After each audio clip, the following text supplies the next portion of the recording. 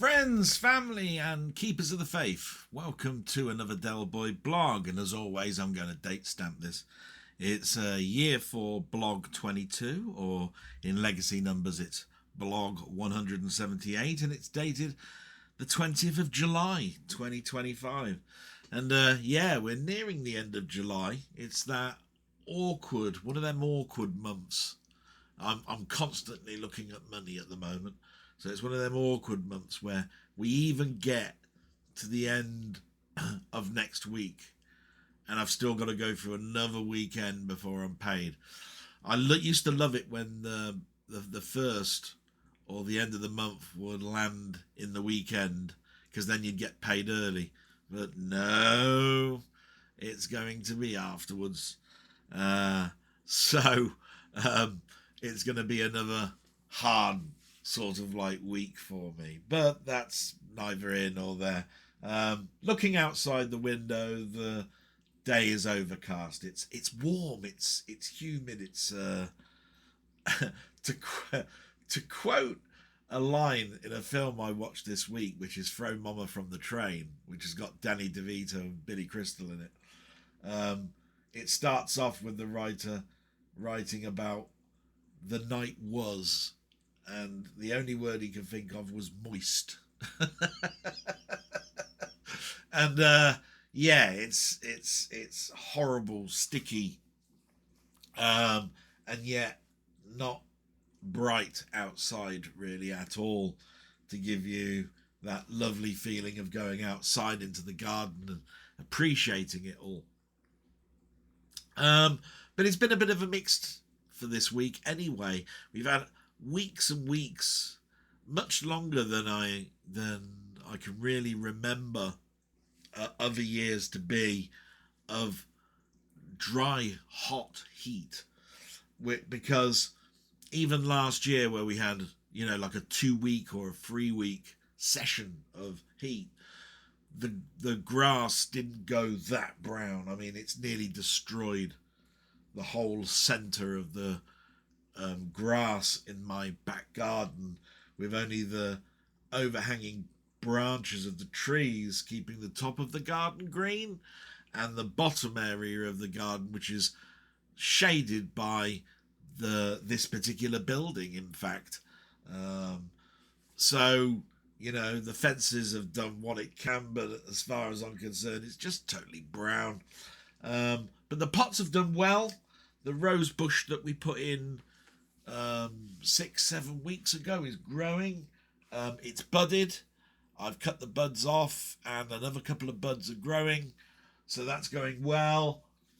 I wish I could do more in the garden, but there are times where my mother she's not accidentally pressed the bell, but she's forgotten about the bell and shouted that she needed me. And I can't hear in the back garden, so it makes me tentative to do that. And of course there's lots of stuff to do in the house, that like hoovering and steam cleaning and all of that sort of stuff, that takes me away from doing YouTube stuff and all of that, which is why although the blog has seemed to be down, it's probably because I've wanted to do more on YouTube and can't. And then I thought to myself, deep thinking, stupidly, nobody would want it anyway. And then there are other people that are upping their game and bringing out more stuff and are flourishing. And you get into that horrible dilemma where you should just be thinking, what do I want? But the thing is, what I do want is, probably a few more comments or likes or whatever it is that show that there is something that's wanted, rather than the stalwart people that always comment and always tick their boxes. It's a silly thing. It's a black area that you go into for just seconds, and then you disregard it. and you sometimes think to yourself, shouldn't have even mentioned it. But a diary is a diary, and a diary is talking about your thoughts at the time. And I'm sure you've done this before in your own life. Things can be in your brain, they come back several times during the day. The following day you probably don't even think about them, but on that day it meant something, and on the next day it didn't mean a thing at all. And I'm at that exhausted stage, the exhausted stage where you don't think straight, you don't you get tired quick, you know that everything that you're doing is not what you want to do, but what you're having to do. And you know that there's no way out of it, really. Actually, my sister's husband brought my sister here last night to help her get her into bed, and he was sitting down and he said, I really want to spend some of my own money getting a carer to come in for one day to give Tracy, that's my sister, a break. And I said, whoa, Paul, hang on a minute. I said, what you got to understand, Paul, is that I want to learn everything that my sister does, right? I've got to get past that stage of it's not nice washing your mum and all of this sort of stuff. We need that money that you're talking about to help Tracy get here during the winter. We needed to have a car. We can't do that without the carer's allowance. Tracy's waiting for the carer allowance. We've got to wait to that stage. What you just said has got every bit of good intention, right? But Tracy can do everything and I can't, and that makes me feel bad. Also, if I could do everything, you wouldn't need that one thing that you've just said, right? There has to be a point where if I want a holiday, Tracy can fill in. If Tracy wants a holiday, I fill in. If one of us is sick, we can fill in.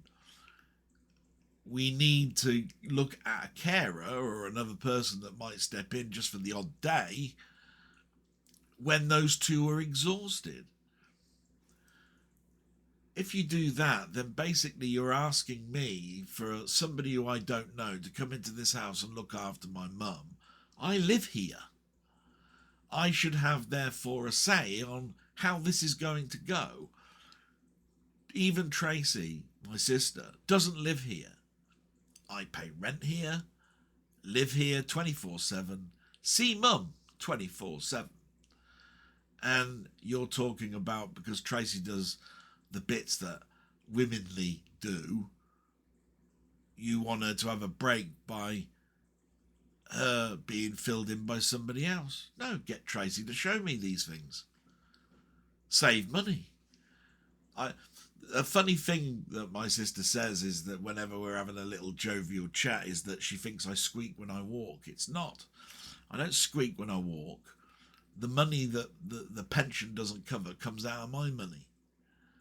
So I have to look at this from a totally different point of view than her. She's looking at it from I want mum to have the best.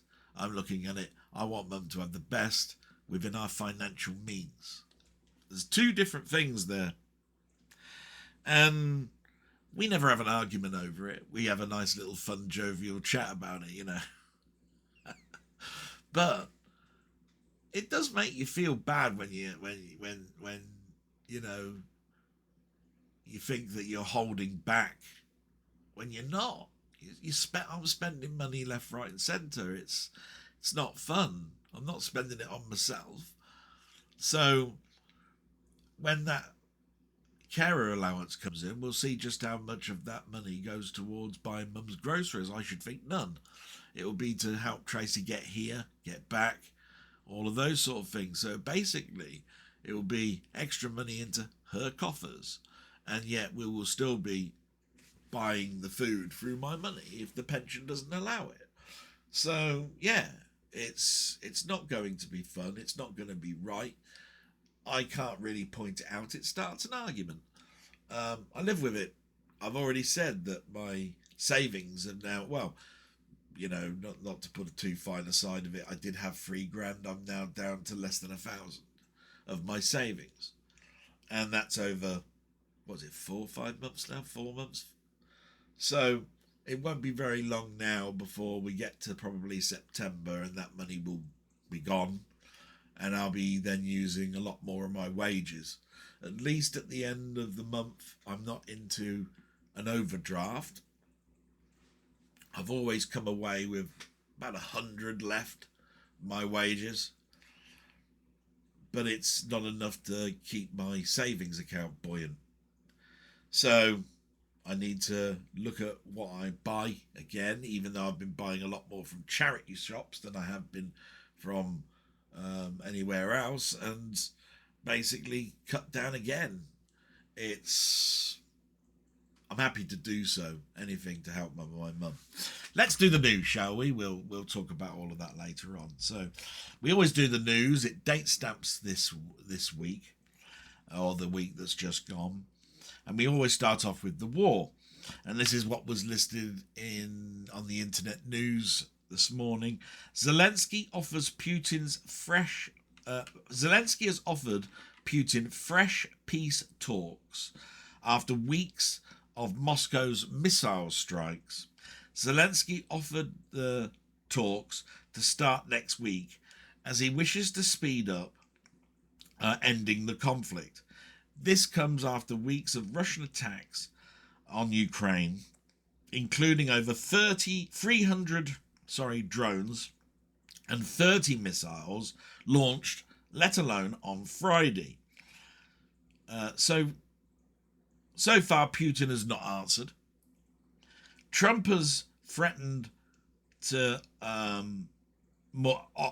put on more sanctions on Russia if the course of the war continues the way it's going over the next 50 days.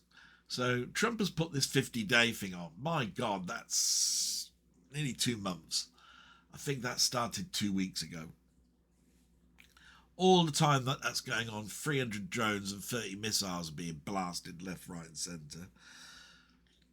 And Zelensky is doing the only thing that he can do and say, look, we're already giving prisoner of war people back on both sides, but you're not listening to peace talks, which has got to put a big alarm sound in the air that he doesn't want the war to end. That's it. But again, the only opinion I have really is that I'd like the war to end. I'd like it to end favourably, but I'd like it so that the world returns to some type of normality, which it's not been in for a long time now. Because if you remember, before the war started, it was COVID. So, we've started off this 2020's bad. Incredibly bad. News in the UK. The women's Euro football continues, with the Lioness just beating Sweden on Thursday in penalties. I tried to watch the game. Obviously, I'm looking after my mum. I saw the first goal from Sweden. Didn't see the second goal from Sweden. Saw the first goal of the Lionesses in the second half. Watched the first penalty take by the Lionesses at the end of extra time, and saw Sweden's faces and anguish as they went for the last penalty kick, and it went high. It didn't go in the goal. They lost. England went through. Now, you would turn around and say that was sounds like a pretty good game, but I was watching it and I was more on sort of like I'm not saying that it was a low quality game. It was more oh my God, all of the commentators have been talking about how Sweden's game was going to go, and they did exactly what the commentators said, and we were doing nothing to combat it. And it was almost like infuriating to watch when the commentators are right and the manager seems to have ignored it all. I don't know what her plan was, don't know. All I know is that it wasn't that entertaining, and it wasn't entertaining I've even been entertained in the past by a game that's gone all the way to the end to penalties. At least I've turned around and said, wow, they're exhausted, they've given them all. I didn't feel that with these, and I've felt that actually about pretty much all the games I've seen of the Lionesses, and that makes me feel sad, because I want to be fully behind them. It's England, it's the country I live in. I'm not fantastically patriotic. I love Scotland's games, I love Wales games. I hate it when Scotland and England are playing. I hate it when England and Wales are playing. I find them, they call them friendlies, but it's almost like the commentators always call them bitter rivalries. And I'm going, yeah, they use that word bitter, and doesn't that indicate to you that nothing is a friendly, right? So it's always like a rivalry that I don't like or want. When it's against France, there's a difference. So yeah, this whole Euros has not been fantastic for me, because automatically I've had to see England totally destroy Wales, which they did. I think it was the final score was like 5 or 6-1. You don't want to see that, but it is what it is.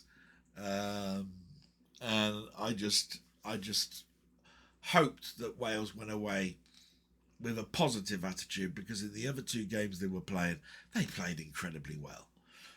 They were playing against France, just like England did, and did not come away disgraced with their performance. The goals showed that. So yeah, that's the football. What else have we got? The health secretary has offered to cancel all student debt for junior doctors if they call off their planned 5-day strike over pay. So there's a bigger, deeper delve into this, which I was going to look at and thought, I don't need to, because it's just a date stamp.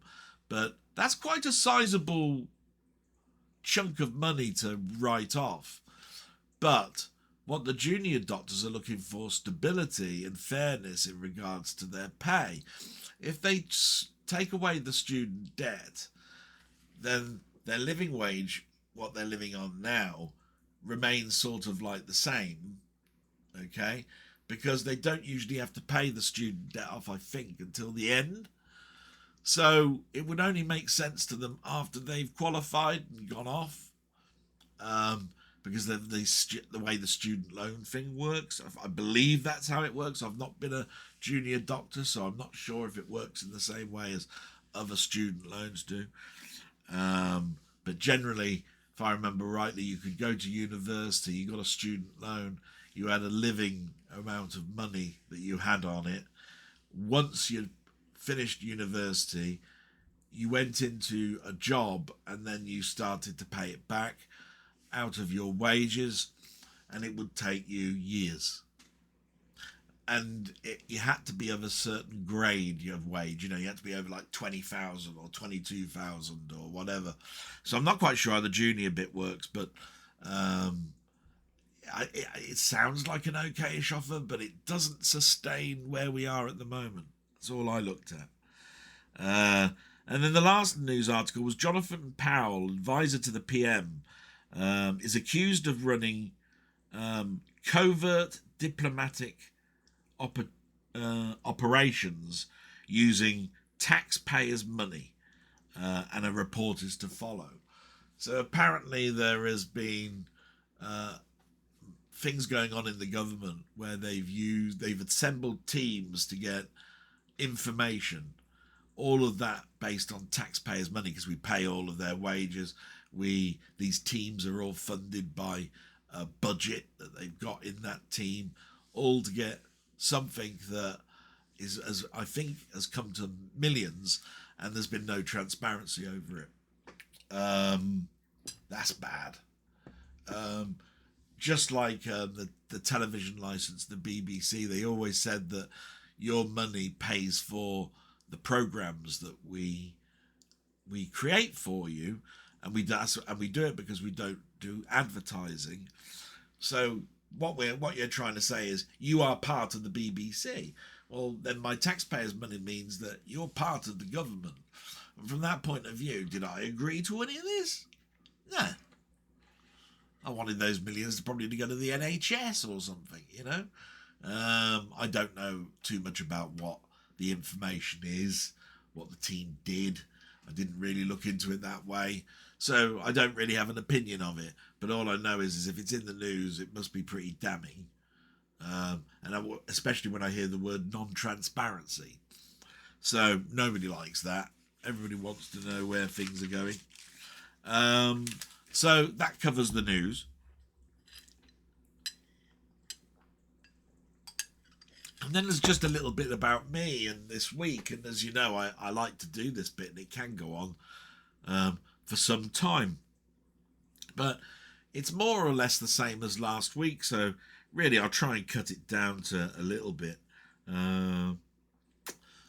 So Monday was just a normal working day. The only bad side of it is that I was so tired that basically I did drop off at one point for 30 minutes during the day, which doesn't occur as regularly as it used to.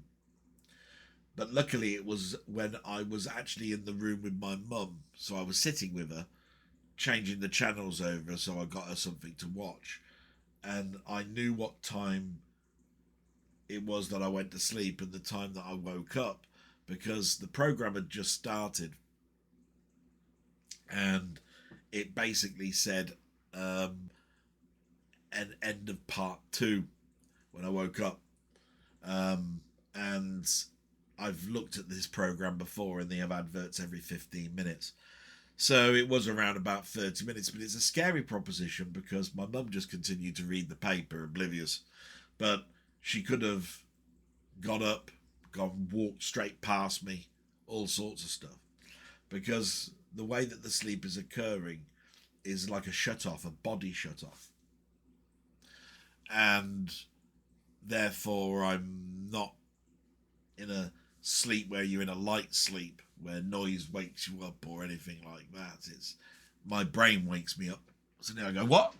That was definitely a dream, because I knew that what I was thinking of couldn't have ever have happened in reality, you know, and I wake up. So it's a bit scary, and that happened this week. And, you know, I told my sister about it, and she told me not to worry about it. It was half an hour, and you was in the room with Mum. And I said, but we have to think about the fact that if I was in my room, that'd have been bad. She was very good. She didn't think too much about it. But I have. Now, it happened once this week. I've gauged it all this week. It hasn't happened again. So let's hope everything's okay with that. My boss on Tuesday gave me a data cleanse exercise to do. It took a number of emails and small talks to actually get to what the job actually entailed, because I don't know if you've ever used Microsoft Teams, but you can put in a picture or something and then just put under it, I want you to go into this and this and just check this out. But then if you read it back, you go, that makes no sense. And where is this picture from? Can you give me share access to it? You know, all that comes in. But anyway, cleared within about 4 or 5 hours. So I didn't really start it until Wednesday. But the job was a slight one and took just a couple of hours. So even though I could have done it on the Tuesday, getting it done on the Wednesday was no harm, no foul. It got done. So I was happy with that. And then we were looking at another little problem that's going on in our program. This is one that's much more complex and hard to actually talk about. But we have what they call a status field and a substatus field in our database. And what's supposed to happen is, if you change something as a status, then it should change the substatus as well. But it's not done by a joint look at the fields, it's done by rules. Now, this will make sense probably more to Colin, so this is what I'm trying to say. If you have, let's see, You can have something with a status of stock and a sub-status of in transit, right? When it gets to the other side, it then just goes to stock. What you should be able to do, therefore, is change it to stock, and it will clear that in the sub-status field. You have to physically go into the actual field to change it, no matter what rule you've got. So you shouldn't ever be in a situation where something is in use but have no assigned to, no name assigned to it. It should flag up a big red flag. This thing's been used, but we don't know who's using it, right? All those things should be protected by dashboards that we use. And they're not all linked together. So every time that the software gets upgraded, we have to regression test it all. And that's a long job. And then we do enter periods of time where we have code freezes. And we, therefore, no matter what bug we find and tell them about, they won't repair it because there is a code freeze going on. So we're in this situation at the moment where we're busily doing data cleansing. We're finding bits of and bobs about the program that are not happening, but they're either easy to fix or need to be regression tested because we're just about to upgrade, or we're in a code freeze where we can't look at it at all. So yeah, that's been an interesting one, and that's being looked at. Wednesday came along, and it was the first time I'd be going back to Bicester in weeks. I don't know if you remember, but last month we couldn't find a time that my sister's boyfriend could get my sister here and back in a timely fashion for me to be able to go to Bicester and come back in time. So this is what I mean by that. We have to get my mum up. For me to be able to leave this house at 7:20, my sister would have to be here at 7:10. For her to do that, she would have to get up at just before 6. She'd have to find a bus that actually operates that early and be able to get here. Or she has to walk. And then at 7:20 I leave, and she won't see me until I come back. And I have to work out how early I can leave from Bicester to get home that doesn't encroach into her. And her time is normally 8:30 till 2:30 in the afternoon. And there's no chance of me getting home at 2:30, because the earliest I could really possibly get away with at work would be to leave at 2:30 to get home for free, which would allow me to log in when I get back home and finish off until 4 o'clock in the afternoon, or say 4:30 because of travel. So it's a difficult one when you're a carer and you're working from home, but you have to go into the office. The work has been really good and has said I can go in once a month now. But we couldn't go in last month, couldn't find that timescale, went in this month, and everything went sort of okay, apart from the fact that I had to go into a meeting at 2:15. That meant that the meeting ended at 2:45. By the time I packed all my laptop and everything up, I was out the door at 3. By the time I'd travelled home, it was 3:30 at least. By the time that my sister then was getting ready to walk home, she was not going home at 2:30. She was going home at 3:30, 3:40, somewhere around there. An extra hour. And she started at 7:20, and she's supposed to start at 8:30 in the morning. So she did an extra 2 hours. And you might think to yourself, 2 hours, who gives a shit, right? She's sitting on her backside or whatever it is, looking after my mum. It's not like she's working 8 hours, but I look at it from this point of view. She's looking after my mum. She's doing a great job. Just her being in the room means that nothing's going on in regards to my mum. She's not getting up, falling over, feeling giddy. She's cleaning her up when she goes to the toilet. She's getting her dinners, right?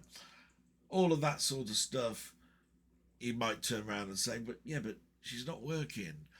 That is work. It's the same argument that we used to have about mothers not working and the breadwinner was the bloke.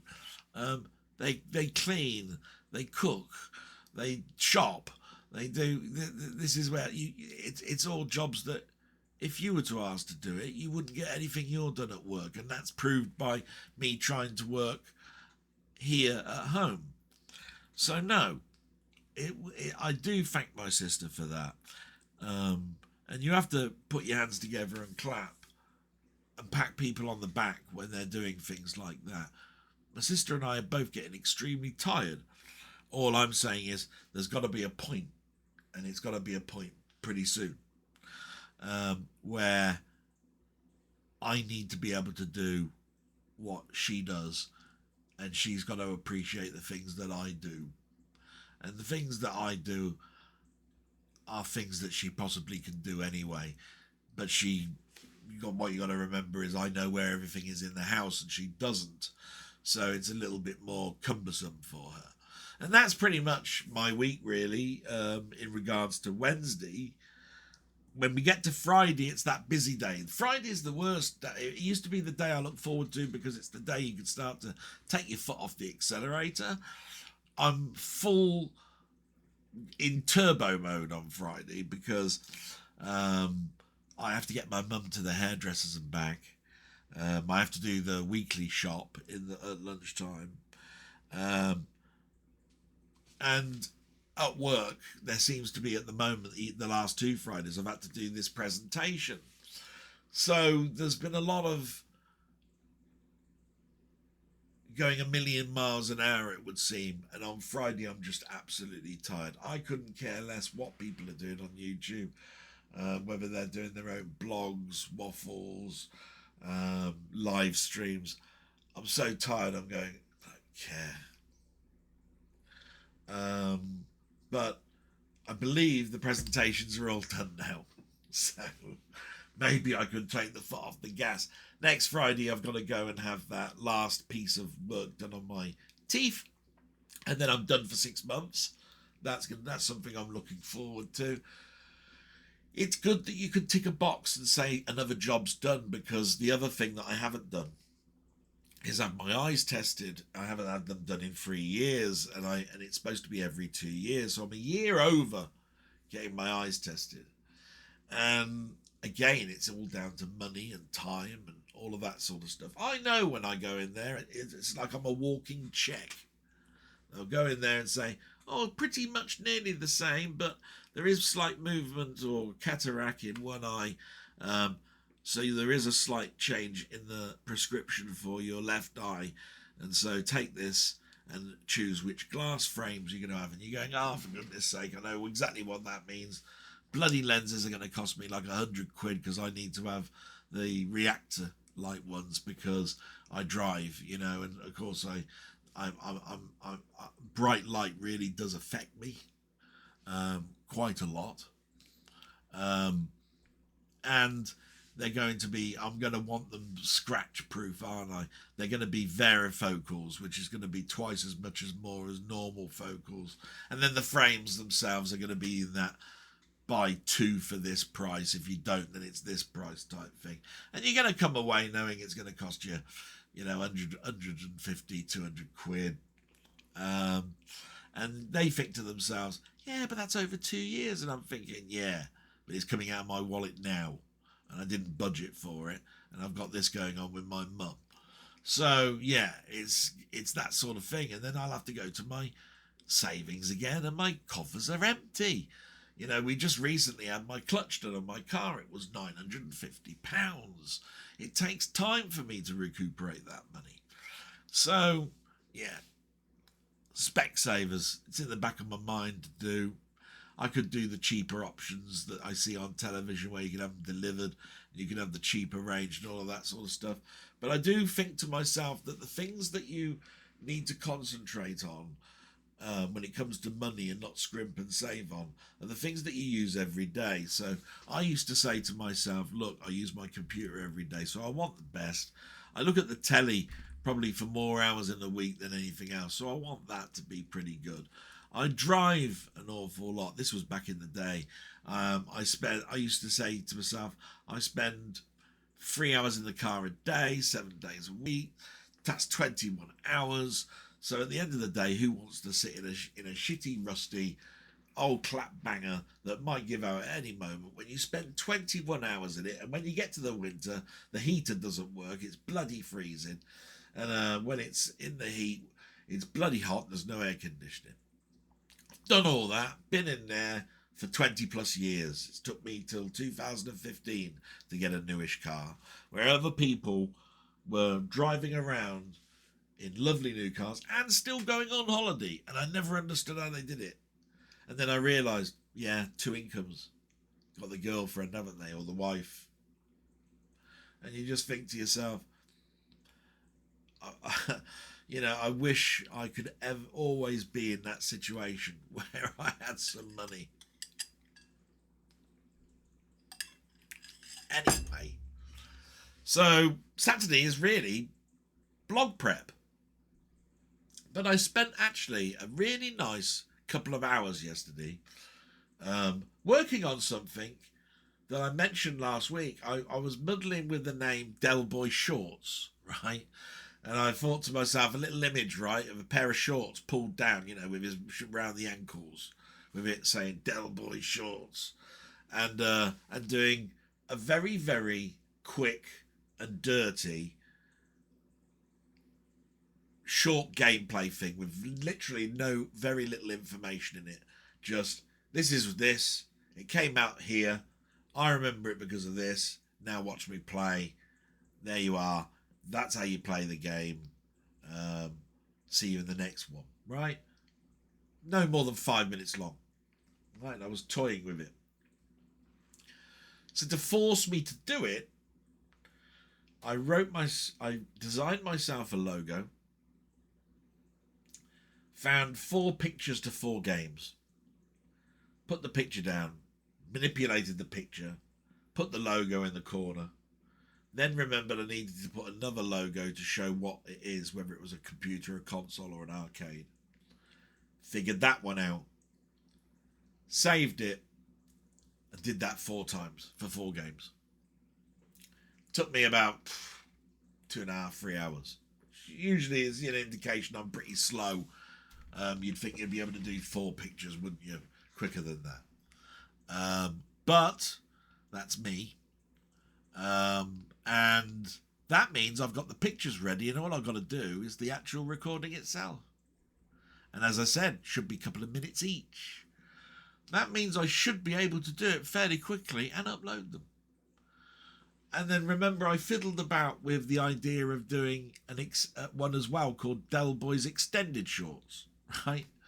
Which is games that don't fit into the short range, but you need to do a little bit of an extended session on them because you need to explain a little bit more, or you need to play for a little bit longer, right? So maybe I'd have a picture of my shorts around my ankles, but instead of them being dropped to my ankles, they'd be wrapped around my knees. I don't know. I'm having a play with you, but you get the idea, right?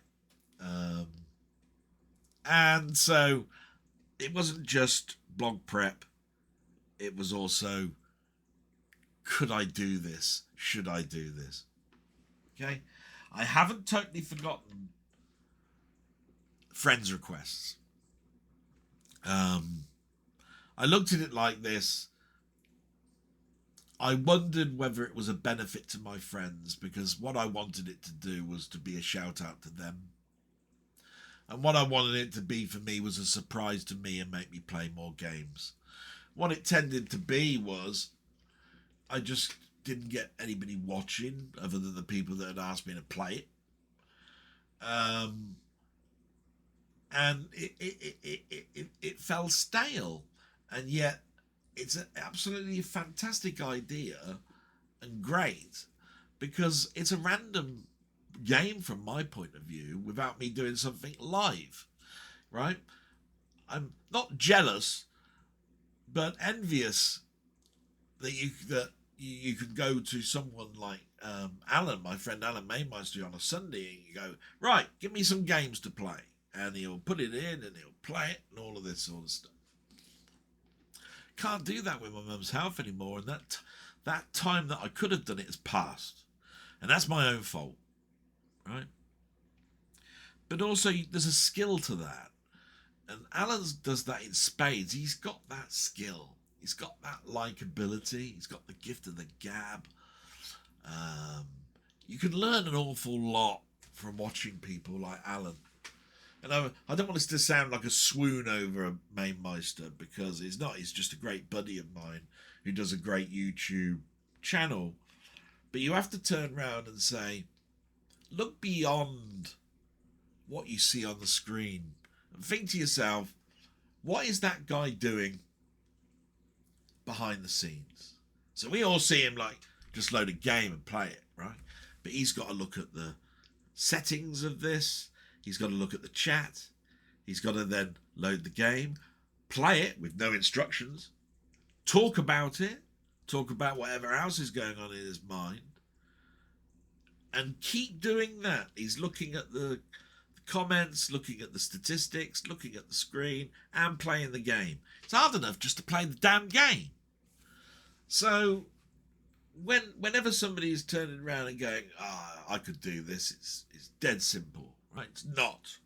It's a skill, and it's a skill that takes time to do. And so whenever you hear somebody turn around and say, I'm a bit scared of doing it, understand why they're scared. They know just by doing a YouTube video how scary it is, and that doesn't involve an audience that's live looking at you right now through the lovely internet window that we have, or the Play School round window. Just to go back to your childhood. But that's the sort of thing. And so the friends requesting games is really a pre-recorded version of a game that Allan does on a Sunday. Only they're one at a time. It's not. It's really nothing new. It's a twist. It's a twist that I thought worked, and I might bring it back. I just noticed that I was starting to get a few knockbacks with games that you shouldn't get knockbacks on. I mean, the perfect example was the Manic Miner one. I've slipped up on a few words. It's because I was tired. I really wanted to show off that, hey, you know, this is about as far as I can get in the game without playing it for 35 years. It ended up being you got this wrong, you got that wrong. And it was supposed to be fun. And it ended up, therefore, not being fun. And then there was also I have to keep going to every single one and saying, can you give me a game? And the way I made it fair was they needed to tell me the day before I was going to record it. And it's very difficult for me to find the time for that. So I'm going to end it there and say it's not dead, the idea. But we'll see whether I'm going to continue. I really would like to, because there's a couple of people that have only given me a couple of games, and those are the people that are at the end of the list, like Muckman. All the others have given me lots of games to do. You know, there was 7 games, 7 rounds in the first, and there was 2, so that's 8. There's at least 9 games come from 6 different people, and this one last person has only given me 2, and I feel bad about that, because there he is getting really excited and just about to think of his 3rd game, and I've put a halt to it.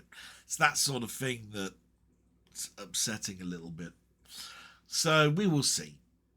Okay, I've always said that I might open it up, but the trouble is, to open it up, you have to join my Discord. You've got to be able to get in contact with me. There's no point telling me on a Sunday in a comment, I'd like you to play this, because the world knows what the game is. I know what the game is. Do you see what I mean? The idea is, I don't know about the game till I actually physically have to play it, and that requires email or contact, and the only way that you can private message me is through my Discord, which has always been in the description. But that's up to you whether you join. Anyway, I'm going to take a small break, check my mum, get myself another drink. Then I'm going to come back and we'll do the shout-outs and the comments. We're on track. Won't be a moment. And we're back, and we're going to do the shout-outs now. And there seems to be a bit of an uplift. I don't know what it is. Maybe people had a bit more time this week. But just want to thank every single one of people that actually watched the blog, first of all. And importantly, these people that have actually took the time to comment, wish my mum well, wish me well, and my sister. I mean, my sister should get a pat on the back as well. And the people that have left comments and questions keep this sort of like fresh is the word. Yeah. So of those people, they are Denny, Robert's Retro Gaming, LFC Gamer and Vlogs, Steve's Gaming Part 2, Jambon, Wee Bobber Art, Ian Hill The Ramblings, Gans Teeth, Colin Jones aka Ponder, Muckman-Movies, Martroid and Carl Todd. And I do want to point out that some of these people have got their own channel. You'll know this from if you watch the end of the blog. But some of these people are people, they're friends of mine, and they have their own channel and do some fantastic stuff. Just a couple of people here: Robert's Retro Gaming, LFC Gamer Vlog, Steve's Gaming Part 2, including Steve's Spectrum Zone, Wee Bob Art, Ian Hill The Ramblings, Colin Jones aka Ponder, Muckman-Movies, just to name those. Out of 1, 2, 3, 4, 5, 6, 7, 8, 9, 10, 11, 12 of the people that commented. And there are others that probably also have their channel as well, and because they've mentioned their name, I don't know quite what their screen name is, so I do apologise. But a lot of those are always listed in my description, and a lot of people, I think, watch videos and don't bother going to the description, which is a shame, because there's a lot of links there and there's a lot of things there that you can discover. And, you know, it'll help you out, you know, with probably a bit more variety in your life. And with that, I think we will go to the comments, shall we? These aren't in any order, although it looks very much like it will be people that have only just commented going down to the oldest, it would seem, although the sort by says no sort by filter selected. And the first one is Carl Todd. There you go. And it says, "Hi Dell, I'm cutting it fine today. I may be too late for this week's Vblog. I will be away on holiday after this week, so I wanted to send you a quick message to wish you and your mum well." See how nice that is. It's absolutely wonderful. He's taking his time out, going on holiday, so he's explained where there might be not any comments anymore and wants to wish my family well. Fantastic. One of the things I like about your videos is that you don't put on an act. You are just you. You are someone who wears their heart on their sleeve. Unfortunately, that can make you a target for some less generous people, and some people I feel can try to take advantage of you. Don't be discouraged by such people. Remember that you have friends out there that value you. Yeah, it's so truthful, but so hard when the bad negatives outweigh the positives. Do you know what I mean? There can be times where I'll slip into that dark place and forget about all of those friends. But also, those friends are in a community that sometimes are not contactable. They're not like they come round for a cup of tea. They're not like they phone. They're not like it's always by a text or something. And you know that they're at work, or they might be doing some outdoor curriculum that you can't do anymore. I can't go out now and do anything that I ever did. You know what I mean? So there are people, you know, that go and play in pub leagues or whatever it is. I can't do that. No way. It's me looking after my mum. So, you know, that time has gone. I had that time option. Never happened, did it? My own fault. One quick question. When you were a kid, did you have any of those mechanical handheld Pocketeer games? I used to love them. Do you know what? I remember them. Weren't they mostly by Tommy? Now, I've mentioned a story before that in the early days I used to take my mum to something called bingo. And in the lunchtime they had what they call video bingo. So instead of a caller, you had an electronic set of numbers with little black sliders. You slid across and you pressed a button when you got a house or a line or the square corners or whatever it was that was the winning thing. I couldn't stand video bingo. It drove me bonkers, right? So that was the time where I'd usually leave my mum, my nan should I say, because it was only for a reprise of about half an hour. And straight across the road was a little toy shop called Trinder's. And in there, they had expensive toys, cheap toys, all sorts of stuff, and upstairs a model kit section. And I used to go straight to the model kit section and look at all the stuff I couldn't afford. They had all of those rockets that NASA used to get us to the moon, and they had Spitfires and tanks, and on occasion there would be model kits of aliens from monsters from films that you watched, and all of this sort of stuff, or TV robots, or cars that were from TV shows like Kit or something like that, Knight Rider. And I'd go up there and look at those and think, oh, one day I'll have money to do all those, but they were well out of my price range. And then I'd go back downstairs and look at the cheap section, and this is where they'd have things like silly putty and cap guns, and those little caps that were crystals that were in pieces of paper that you threw, and when they hit the ground they sparked, and all of that sort of stuff. And down there was those what you call Pocketeer games, and they had those also ones that were filled with water, with two little buttons that pushed air, and you had to blow the rings onto the hooks and all of that sort of stuff. But the mechanical ones I used to look at were ones like little race games where you wound it up and the track would go round, and you had a little car and it only went left or right, and the cars would come round on the tracks and you had to move it left and right and all of that sort of stuff.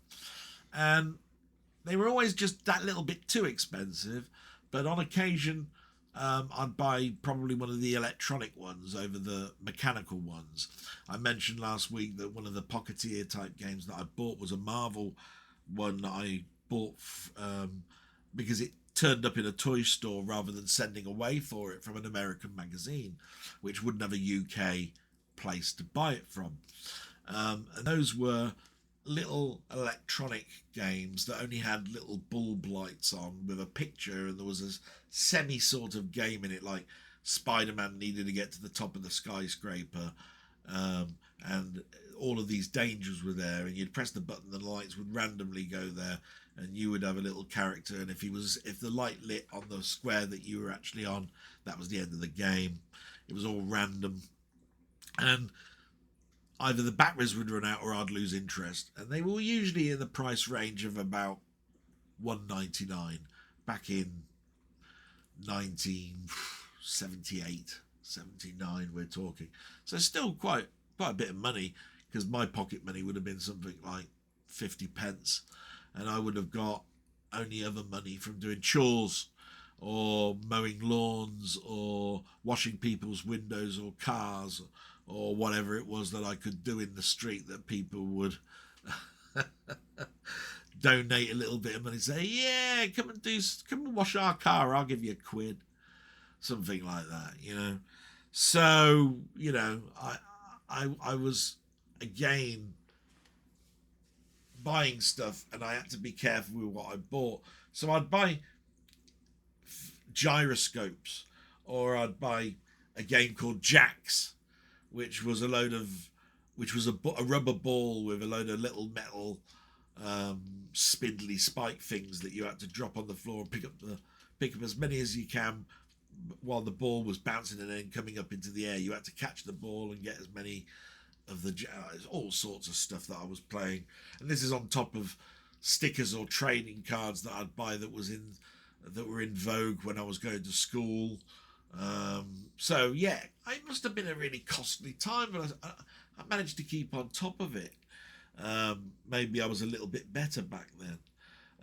But so to answer the question was, I probably bought one or two, but they weren't really in my train of thought, because I was probably buying the cheaper alternative ones, so I had at least something new every week, rather than go through a week of not buying something and wait to the following week and join that money up together and buy something a little bit better. I did do on occasion, but not all the time. So you say, all the best. P.S. I enjoy seeing you play the friend request games. If you ever opened it up to non-YouTubers, I would happily choose some games for you to play.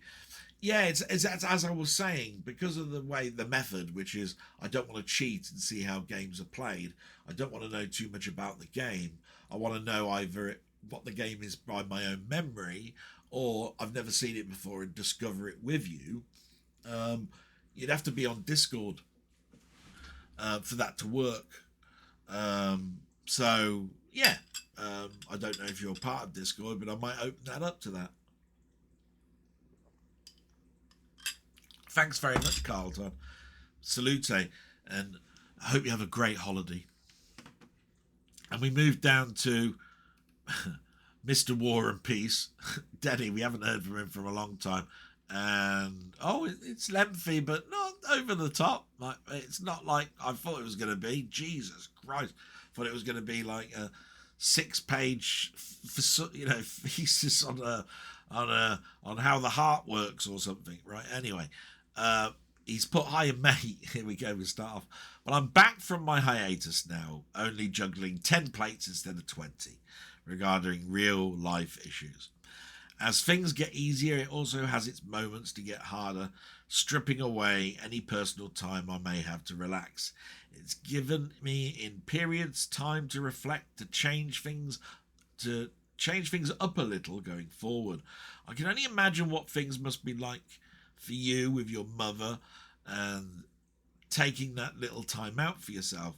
Please pass on my best wishes to your mother. I'm just glad you managed to have a chat. We managed to have a chat not so long ago on the phone. Yeah, it was about 2 weeks ago. So I'm finally, Warlords of Atlantis is coming to Blu-ray. And thank you so much, my friend, for letting me know straight away, as it would have killed me not to own that box set. I managed to snag one of the limited 1,500 copies worldwide. And that really came from another friend, Muckman, who's been looking out for me. We had a little joke about it on Wednesday because he was in the live chat on Wednesday. He said, I've sent you some links for you to buy things. And I said, yeah, I wanted things sent to me, not bloody links for me to buy things. You're making it so I'm even more broke than I was before. A joke. There was a special offer, right, where there were 3 of these boxes together, but it would have cost 299 Australian dollars. This thing alone was 119 Australian dollars. I had to do a conversion, and it worked out to be about 50, 60 quid. Still expensive, but it's 4 films. But the thing that crushes you, just like it was before, is the postage and packaging, which was nearly £20.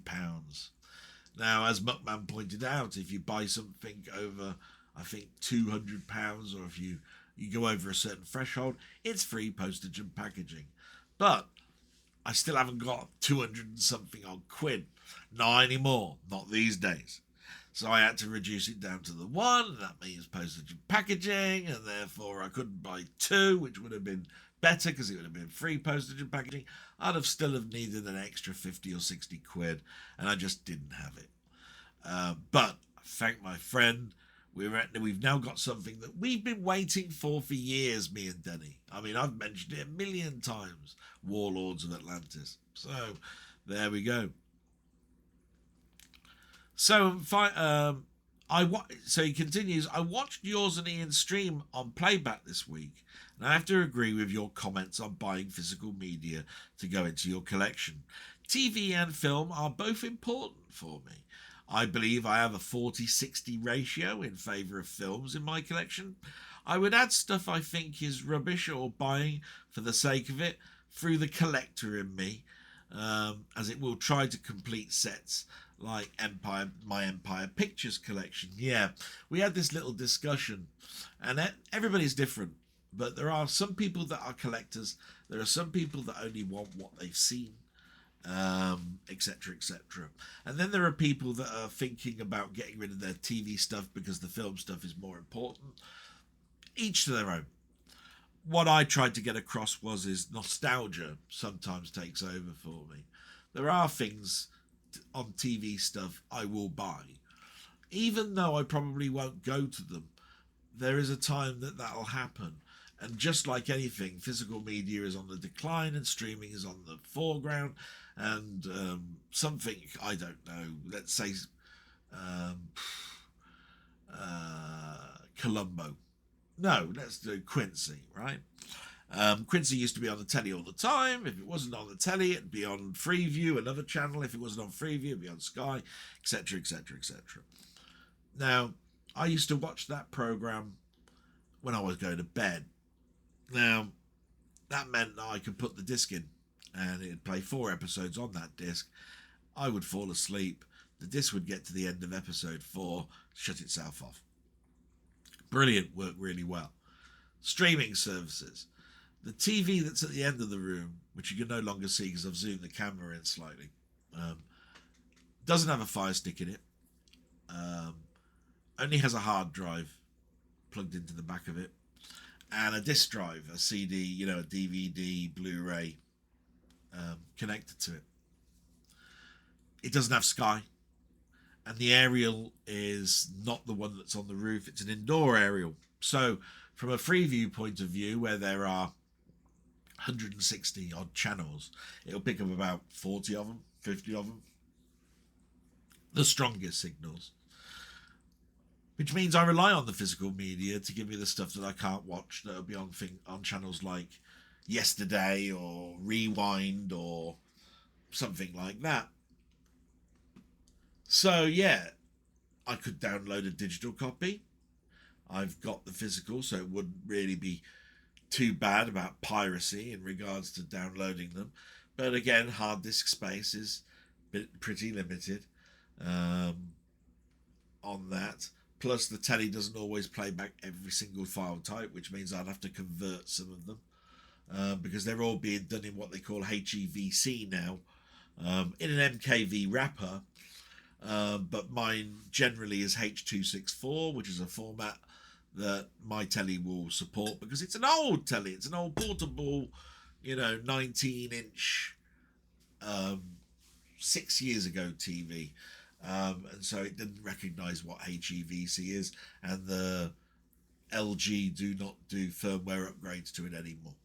So I have to buy another telly. Yes, I could put a Fire Stick in, but again, that's another Wi-Fi connector and another thing. It goes on and on and on. So, yeah, physical media and TV is important to me, and I will continue to buy it. And then there is stuff that I've been buying for years and years and years, such as Doctor Who, which is in the doldrums, but I've bought the new stuff just because I know that it will improve, get better, or at least I've got the whole collection now. That's the collector in me. That's when the collector comes in. Again, those box sets are once a year, twice a year. They are not relentless every month. So they're not, I'm buying mostly what I want, not ones I don't want.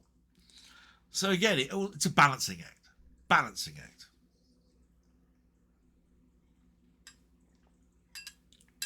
You continue. Sadly, I wished you all would have expanded on the Doug McClure box set on the stream, and I talked about it a little more. Loved your backdrop this week. Yeah, because we talked about the order, we didn't go into what makes us like it so much. We did have a guest on Muckman-Movies. I don't know quite what his background is, but I do know Ian and I have seen lots of those At the Earth's Core, Warlords of Atlantis, People That Time Forgot, etc., etc. But we have talked about them in the past a lot, and that doesn't stop us from doing it next week. The nice thing about having a weekly shot each Wednesday means that I can come back to it and say, oh, I'm really looking forward to it. And the reason is because we did actually something quite new this week. I'm not going to spoil it for anybody. I'd like you to go to, by the way, Ian Hill, The Ramblings, and have a look at the live stream, because we did a sort of like a book club type thing where we contacted each other over the weekend and said, wouldn't it be good if we all watched the same film and then talked about it? And we chose The World's Fastest Indian, which is a great film. We all made our own comments about it. And some of us did even a video review. That's how much we liked it. I'd seen it, but I hadn't seen it in years. It was on Sky on a matinee on a Sunday one day. Must have been 10, 11 years ago. And it was great. And he actually texted us and said you could buy it on DVD for about £2 from World of Books. So both Ian and I both bought the DVD, even though I could download the digital copy. All it made me do really is want the Blu-ray more and more. I've got a Blu-ray copy now in digital form.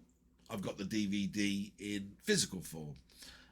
It's now one that I've got sitting in my collector's electronic library as a flag to upgrade. Because that's what you can do when you've got a piece of collector's software. You can flag things up and it'll go onto what they call a pick list. Anyway, don't want to go too far into that. But we could do that with Warlords of Atlantis very easily. You know full well, Denny, that we could do our own little chat when we could sit down together and say, when is the point of time that we'll be able to do this? And the downside of that would be more my time now than yours. Because any time before 9 o'clock, I'm looking after my mum. Any time after 9 o'clock and people have gone to bed. Which makes it awkward. But not impossible. It works in the stream with Ian, so I can't understand why it wouldn't work in our own. Anyway, you put I brought a book that came out in October 1967 last week called Galaxy Science Fiction for the Story Damnation Alley from eBay. This differed from the film. I'm going to try and give this a go. Another interesting fact about Damnation Alley is that there is a cut of the film 45 minutes longer, which adds a lot of scenes to understand the characters a little more. I swear it's been shown over here too, as I seem to remember the cockroach scene was a lot longer as they devoured his body. Hopefully a 4K expanded version will be released soon. You never know, it's a well-known film. Damnation Alley has been talked about in the chat rooms over a period of a couple of years that I was going into those movie chats. It's not that high up though in the list that I think that it's there for a restoration, but you never know. It would be good. So hopefully for this week, question for this week. It had to be this. Did you buy the Doug McClure box set? And which of the 4 films is your favourite of all of them? You bastard. Excuse my French. But yes, he knows I've bought it. But what's your favourite? They're cheesy films, but they're films from my childhood. And I've mentioned the story many times before where my mother would take me down to something called Movie Club, which was run at the local Canon Odeon cinema in my hometown, where mothers took their kids down for 50p in an afternoon, and it included a double bill of films and a small discount to the food, and we had great fun trying to bring our own food in without them knowing, because we didn't really have the money for the lady at the bottom of the stalls that used to sell the choc ices and lollies and all of that sort of stuff. Don't see that anymore, do you, in cinemas, eh? A lady or a bloke at the bottom of the store sitting there with a great big bloody tray in front of them and a stupid hat selling Kiora little drink things and ice lollies and all that sort of stuff. Nah, it's all going to the foyer now and ordering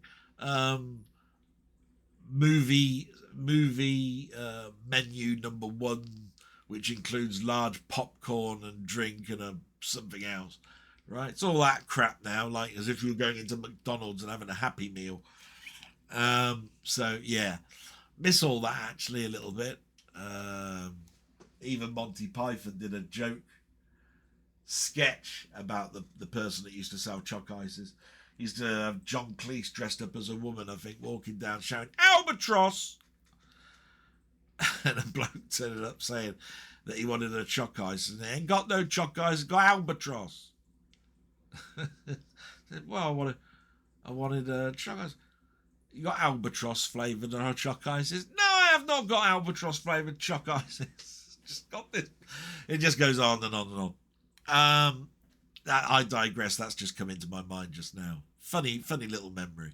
Take care and catch up soon. Thank you. I hope we do, Denny. The times that I keep hearing people put at the end, catch up soon, that never happens. Again, something that can be not destructive, but one that makes you sigh and go, another week gone by, didn't speak to my mate. But I could be asleep, I could be looking after my mum, cooking her tea. Difficult. So, I miss those days. Looks like those days are gone a little bit. Salute, my friend. And we move to Robert's Retro Gaming, and he's put, "Hi, Dell. I would have sworn I wrote a comment on the day you released this. Probably I am misremembering." Yes, you are. Too busy doing all of your content, you little git. As much as I keep plugging you, there you are, saying you're writing a comment, when actually what you're doing is writing more content for yourself, you little shit. I'm only joking. He's honestly Canadian royalty. One of the nicest people can ever come across. A big supporter of me. We're all friends of Steve. We're all friends of Mainmeister. I would say this, doesn't half mention Steve a lot, but hey, I'm not complaining. Love his channel. I enjoy your gameplay videos in general. Good names, shorts and longer shorts. I also like the friend suggested videos. They are up my alley, and sometimes I add them to my own list of things to play. I don't remember you doing that. Did a number of Vic-21s, did a number of Jeff Minter, like Ancipital. I did a number. I don't remember you ever playing them. I remember playing all your Atari ones that came from your side. But maybe I'm misremembering. There doesn't seem to be much to do with the carer's allowance and your mum's monies. But to keep on plugging away and hoping that administrators will see common sense at some point. Just to add to that, at the moment, they've pulled the rug under us again. We had when the GP surgery is so hard to get in touch with, when my mum collapsed and all of that, they set up a new line. It was called the INT line. And it meant that when we phoned, the phone got picked up within about 2, 3, 4 rings. And we could get to speak to somebody that would get a message to the GP as a matter of urgency. This week they've turned around and said that we've been taken off of that now. And we're back to speaking to the GP surgery in the normal way. We didn't know that there was a time lapse or thing on this. And at the moment, my mum's suffering with ear problems. They've had the doctors out with blood tests the last couple of weeks, and they've taken us off. I think it's a bad situation when things are still not right, and they take you off of things because they think that you've been on it long enough. I don't know. To me, it's wrong. You continue, regarding your vacation request, I suggest that you do what probably everybody else is doing, even if it goes against your personal sense of what is absolutely correct. Except that you're scheduled for Christmas Eve, which I've done. And when the time comes around, if you're not available, you're not available, which is exactly what I told him. I said, look, it may look bad, and it may look like I've pre-planned it, but I'm not like that. I'm 100% working. If I'm working, I'm supposed to be working. But I'm telling you now, the likelihood that something is going to be needed to be done for my mum means that I will be 100% behind my mum and sod work. And you have to take that down as a risk. The people that you've given the holiday to, which, by the way, are after I've put in my request, they as far in my concern, should be priority of not getting it this year. But but it is what it is. You did a coin toss, whatever it was. It was against me, and it is what it is. But just remember, you knew that what my situation was with my mum, and you have to take that on board if I'm not working that day, which he said he's taken the risk on. There we are. Thanks for the interest in blog and content this week, and all my best to you and your mum and your family. No, thank you very much. And to be quite honest, Rob, because you don't do a blog, I've been very, very concerned about your health and your car and whether the car situation is sorted and all of that sort of stuff. I do hope that you will text me at some point during this week through Discord or whatever, just to tell me that you're okay. It's always terrible that I only hear one side of the story and don't get to hear the second. I'm sure there are many people in here that are thinking exactly the same because I announced it in my blog. So please do fill us in with that, and we'll move on with my salute to you. We'll move on now to another good friend, LFC Gamer and Vlogs, who has his own channel, as I mentioned before. He's put, great blog as always, Dell. I hope you and your mum have had a great week. Sorry if my comment is rather short notice due to YouTube's notifications being iffy, which I'm not too happy about. Sure, I've managed to watch it, but that's not the principle. YouTube, if they can be bothered, seriously have to fix their never-ending glitches like stream buffers and freeze for no reason, regardless of which browser I use. I honestly believe it's artificial lag, because I've ran virus scans and free of any emptied caches, tried most browsers and a bunch of other maddening tasks, yet the situation hasn't improved. Yeah, I'd love to be able to spend time with you and actually probably get that rectified, because I have my own ideas. Yes, a lot of problems are at YouTube side, but there is a multitude of ways that you can skim through YouTube. There is your phone. And remember, your phone uses not only mobile data, but Wi-Fi data. And depending on the age of that phone, it will be a different type of Wi-Fi format, because they keep improving the version number of Wi-Fi, etc., etc. Then there are tablets, then there are laptops, then there is your TV, then there is the computer, then there are all the browsers you can use, the app that you can download, etc., etc. If I was on a phone and I had the problems that you had, I would turn off Wi-Fi and see what the data process was like on the SIM card, because that's using a different communication method. Again, you could only do that if you had unlimited data, because the Wi-Fi means that it's free. All of that sort of stuff. Maybe the problem is the signal area that you're in. Maybe the problem is that your service provider connects you to a server farm that's degraded or degrading, and basically therefore you have all these problems. A multitude of different things that I would have gone with you, not made it complex, and tried. But again, it's not like you're just in my next door neighbour's garden. It's not like you're just in a card ride that would only take me 3 minutes to get to your house. You're miles away. And, you know, you have your own job and all of that sort of stuff. But I'm one of these people that when I used to work on the service desk, I heard what the problem was, and I was fully engaged in what that problem was and wanted to fix it there and then. I didn't want to pass it to another team to fix. I wanted to be able to do it myself. I'm one of these people that I feel grateful that somebody's come to me to ask my opinion on what the problem could be, and for me to diagnose that problem, get to the end of it. Do you see what I mean? So, yeah, it hurts me when I can't do that.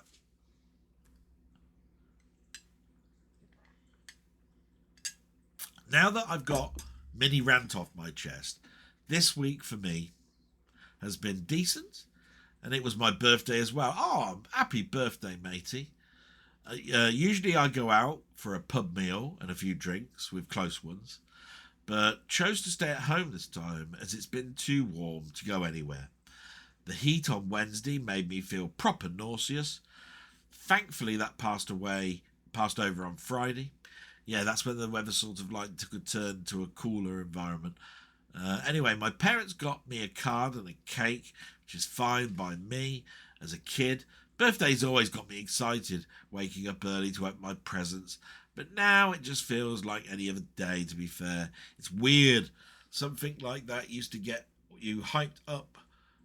Not longer has that the same effect as you get older, and this is something that me and Allan Mainmeister talked about for ages. We talked about Christmas and said, you know what? Christmas is for that loved one that you're with, the family that you're with, or for the kiddies. And the people that are alone, it's not so much anymore. And when you've got years and years and years of the same thing happening, and all you see is the happiness on people's in those particular types of groups, it's depressing. And when it comes to birthdays, it's like, yeah, I'm another year older. So bloody what? You know, I managed to get through another year. Will I get through this next one? Who knows? You get to it and you go, well, I got through that one. Now to the next one. And it becomes a calendar date. And you start becoming cynical. Look how much bloody birthday cards cost these days just for somebody to write, to Dell, love Billy. Cost £2.50 an ink for that. You know what I mean? And a stamp, possibly. Or most of these days it's email. Or somebody in a team talk on you when you're at work going, oh, happy birthday. I remember when it was birthdays in the office, it was always the person whose birthday it was to get the cakes in. I never understood this. It's like supposed to be special occasion where you got presents, you were opening them up, and thanks very much for you. What happened was I got into work, and for some unknown reason, for about 20 years, they'd all be saying at lunchtime, so you going to the cake store then? Well, yeah, oh, right, well, I'll have a ring donut then. And the other one would be turning around, I'll have a cream slice. Oh, I'll have a donut. I'll have an eclair. Right? And you came back with £2 change out of a £20 note. You go, this is supposed to be my birthday. Thanks. No bugger taking me to the pub tonight to get rat-arsed. Do you know what I mean? Always happened. Never understood it. Questions for the blog. Let's see if I can answer them. Let's have a little look. I'm sure you've elaborated on this a while back, but how come I don't see you much on Scott's The Movie Critics streams these days? I'm only asking because I enjoy hearing your input as well as reading your opinion in the chat with like-minded people. No, I mean, it's a good enough question. It's not something that I've hidden. When you go on a chat, you're invited. You don't invite yourself on. You don't contact the person and say, can I come on this Friday? You know, it doesn't work like that. Even when I'm going on Allan's, it's always, Dell, would you like to come on this Friday? I've decided I'm going to do a live waffle. It's not the other way round. Al, can I come on your, because I'm bored this Friday. It doesn't work that way. But, you know, like I said, it's one of those things that a year or so ago now, something happened where I then didn't go on people's chat channels, whether they didn't want me on them. People that I knew weren't chatting to me or contacting me anymore, or finding out if I'm okay or if my mum was okay. And even just recently, like I say, I'm not on some of the others, to the point where I'm now only on one movie chat, which I spoke to my friend Ian Hill about, and he said, I'm not intending to drop you or anything. I value you, and you're sort of like a co-pilot to me. I think it works well, and that cheers me up no end, because the other method is that you've been blackballed for a reason you don't know, or something that you can't talk about. It's very, very difficult. All I know is people started to troll it, look at it, make their own decisions on why things are, and those things were wrong. Totally the wrong end of the stick. Look at the thing above that Carl Todd said. If you wear your heart on your shoulders, then people will take advantage of it. And they will turn things against you. Yeah. That happened. But all those people that are doing their stuff, I've still wished them well. I believe some of them have started up doing their chats again. I think that's absolutely fantastic. There are people that love interaction. I've always wanted to be that person that, because my channel was not just games and computers, that my other passion is soundtracks and films, that I could incorporate it all into one. If I went on a chat show about computers one week, I could be on a chat show about films the next week, and it varied it up and it kept my mind sharp. But you're invited to these things, so it diminished, and I take it in the background there could have been some type of blackballing going on. There you are. That's all I can say about it. It's a guess. But anyway, number 2. Who is your favourite assistant with John Steed in the Avengers? Not including the new Avengers. Yeah, with Purdy and yeah. I can tell you this one now. It'll be Diana Rigg, but let's have a look. Kathy Gale, who's on which was on a Blackman.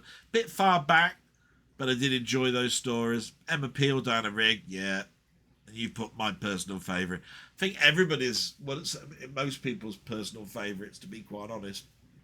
That sort of like catsuit type thing's yours. Tara King, Linda Towson, towards the end of the Avengers, a very nice, attractive lady. It's always seemed to be not so thin, wiry, and sleek as Diana Rigg. Diana Rigg could have been the could have been the Black Widow from the Marvel comic universe or the Marvel Cinematic Universe. She looked like an assassin, a bit like Catwoman in the Batman Returns, you know. Tara King didn't seem that way. So yeah, easy, Diana Rigg. Your next one is, which microcomputer, in your opinion, had or has the best arcade conversions made for them? Question mark. That's a loaded question. For me, as much as I adore the Commodore 64, it's hard to ignore how brilliant of most of the Spectrum ports. So I'm edging towards the Specky in that department. So we're looking at 8-bits, are we? Because you did say microcomputers, and there are the Amiga and Atari ST, and they did some decent jobs, but a lot of shit as well. Just like Commodore 64, Spectrum, and Amstrad. And I take it we're going past consoles. So, arcade conversions. So, a lot of the arcade conversions that I used to play were early ones. Right? The more we got to the later ones, the more that each of the machines showed their limitations far too easily. Right? You know, and I'm talking at the stage where we tripped over to things like Ghosts and Goblins, Commando, that onwards. The limitations really started to show, right? Compared to Galaxian, Phoenix, Space Invaders, Pac-Man, Amadar, Quicks, Cuba, etc., etc. Even the VIC-20 had all of those, Defender, all of that. And they were pushed then on certain machines' hardware. So I'm not talking out of favour there. I will say this. When it comes to the Spectrum, they had the hardest job. And I think the most of the programmers on the Spectrum looked at life in a different way. They knew there was no graphic chip, there was no sound chip most of the time, unless you're looking at the YM later on chip that was there for sound. Limited amount of RAM, and a machine that really had to set up the screen differently to most of the other machines out there, because the other machines had custom chips, like the SID chip, the VIC chip, all of that on the Commodores, etc., etc. So you would have said that arcade games were best suited to those machines. And I will say this, if I was to put all of the arcade conversions between two machines, the Spectrum and the Commodore 64, it would average out that I think the Commodore 64 would possibly win. There would be highs and lows on both sides, and there would be strengths that the Spectrum had over the Commodore 64, especially when it came to speed and vector lines and filling in and all that sort of stuff, right? When it came to sprites and sideways scrolling and all of that sort of stuff, you would get the odd one better on one side to the other, but it would be more in favour of the Commodore 64 just by the nature of its hardware. But again, you have to look at the programmers. Now, the programmers were mostly out of the bedroom until later on, where you had it in-house. And all I'm saying to it really is that I would still edge the Commodore 64 over the Spectrum in regards to arcade conversions, just because of the nature of the custom chips and the averaging out of both. Okay?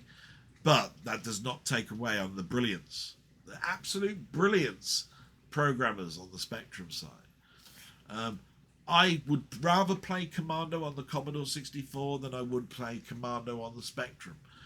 The Spectrum's got that higher resolution and the characters look better, but I don't feel a sense of I'm moving forward through the jungle, because the things that are coming on are just the sprites that would appear on the Commodore 64. There was there wasn't enough foliage, and everything was bland with a yellow sort of like it's almost like you're going over the Sahara Desert.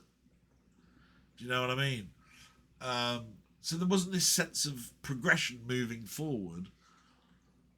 And so the Commodore 64 had this pumping track, and you could see every part of the level that you were going at was scrolling past you. All the leaves were all different, and you could see the similarity to the arcade map compared to this one. I don't think you do that with the Spectrum one. And that's just listing one particular game. But what you have to understand is that I mean, Star Wars is probably a perfect example. Commodore 64 is not geared for vectors, speed-wise. Spectrum is, and it shows it by 3D Death Strike and all sorts of other stuff. So trench runs and all that sort of stuff, much easier to program. You can draw vector lines and move forward and give a sense of speed. It would be chugging along on the Commodore 64. So swings and roundabouts. But that's where I'm saying the averages come in. And that's the end of yours. So salute, my friend. Keep up those blogs. Absolutely wonderful. And we'll do one more before I take another little break, because we've been going for another 40 odd minutes and I haven't checked my mum yet, and it's getting quite late for me to check on her. Hi Dale, sorry, but this will be a shorter comment. This is from Steve's Gaming. You bastard, you little shit, little bastard. Always have to do my salute to Steve, because he's one of my best friends and he knows it's all a jest. And he goes, hi Dale, sorry, but this will be a shorter comment this time, as the heat is crippling me right now and my asthma is really bad. Yes, he suffers from asthma, and the NHS is being a real bollocksy bastard in regards to his inhalers. Christ knows how you... I don't think I could live Steve's life with that. That'd kill me. But anyway, I've had to put my channel on hold right now until this is over. Anyway, great blog as always. I hope you are okay and your mum is as good as can be. Just one question then this time. Do you have any Steam games where your playing time is over 100 hours? All of the best, mate, and sorry for the poor comment. No, matey, every comment that ever comes in is great, and yours mostly top tier, and this one no different. You wish my mum well, you asked me a question, you're interested in my life, we talk outside of this. What can I say? But to answer that question, there was a game back in the day which just goes to show you how much of a hold the PC gaming had on me in the early 2000s, where I was totally in the real-time strategy environment. If it was Age of Empires 2, Crusader King, all sorts, right? I would, if it was a real-time strategy, Command and Conquer, Generals, all of that sort of stuff, I was buying it, right? Black and White, Populous, all that sort of stuff, right? There's one game that I bought called Supreme Commander 2. I was so looking forward to this game. It has a mixed reaction, but I still love it. And that's because the first Supreme Commander was so breathtakingly original. It came out and it said, when it came out, Supreme Commander, this is a benchmark for your PC. If you can run this game, great. You've got a great rig. If you can't run this game, there you are. Your PC is getting old. And it was because of the way that it had to crunch data. Every map could be auto-generated, or you could make your own. You had thousands of units. You would possibly always come to a stalemate in the game, which happened an awful lot for me, Supreme Commander. But I couldn't wait until Supreme Commander 2 came out. And it was less so. It had less modding capability. From that point of view, it had less legs. And so people walked away from it far quicker than they should. They did bring out some free stuff over the internet, but it happened once and it was too little too late. But I played that game for definitely 100 hours plus.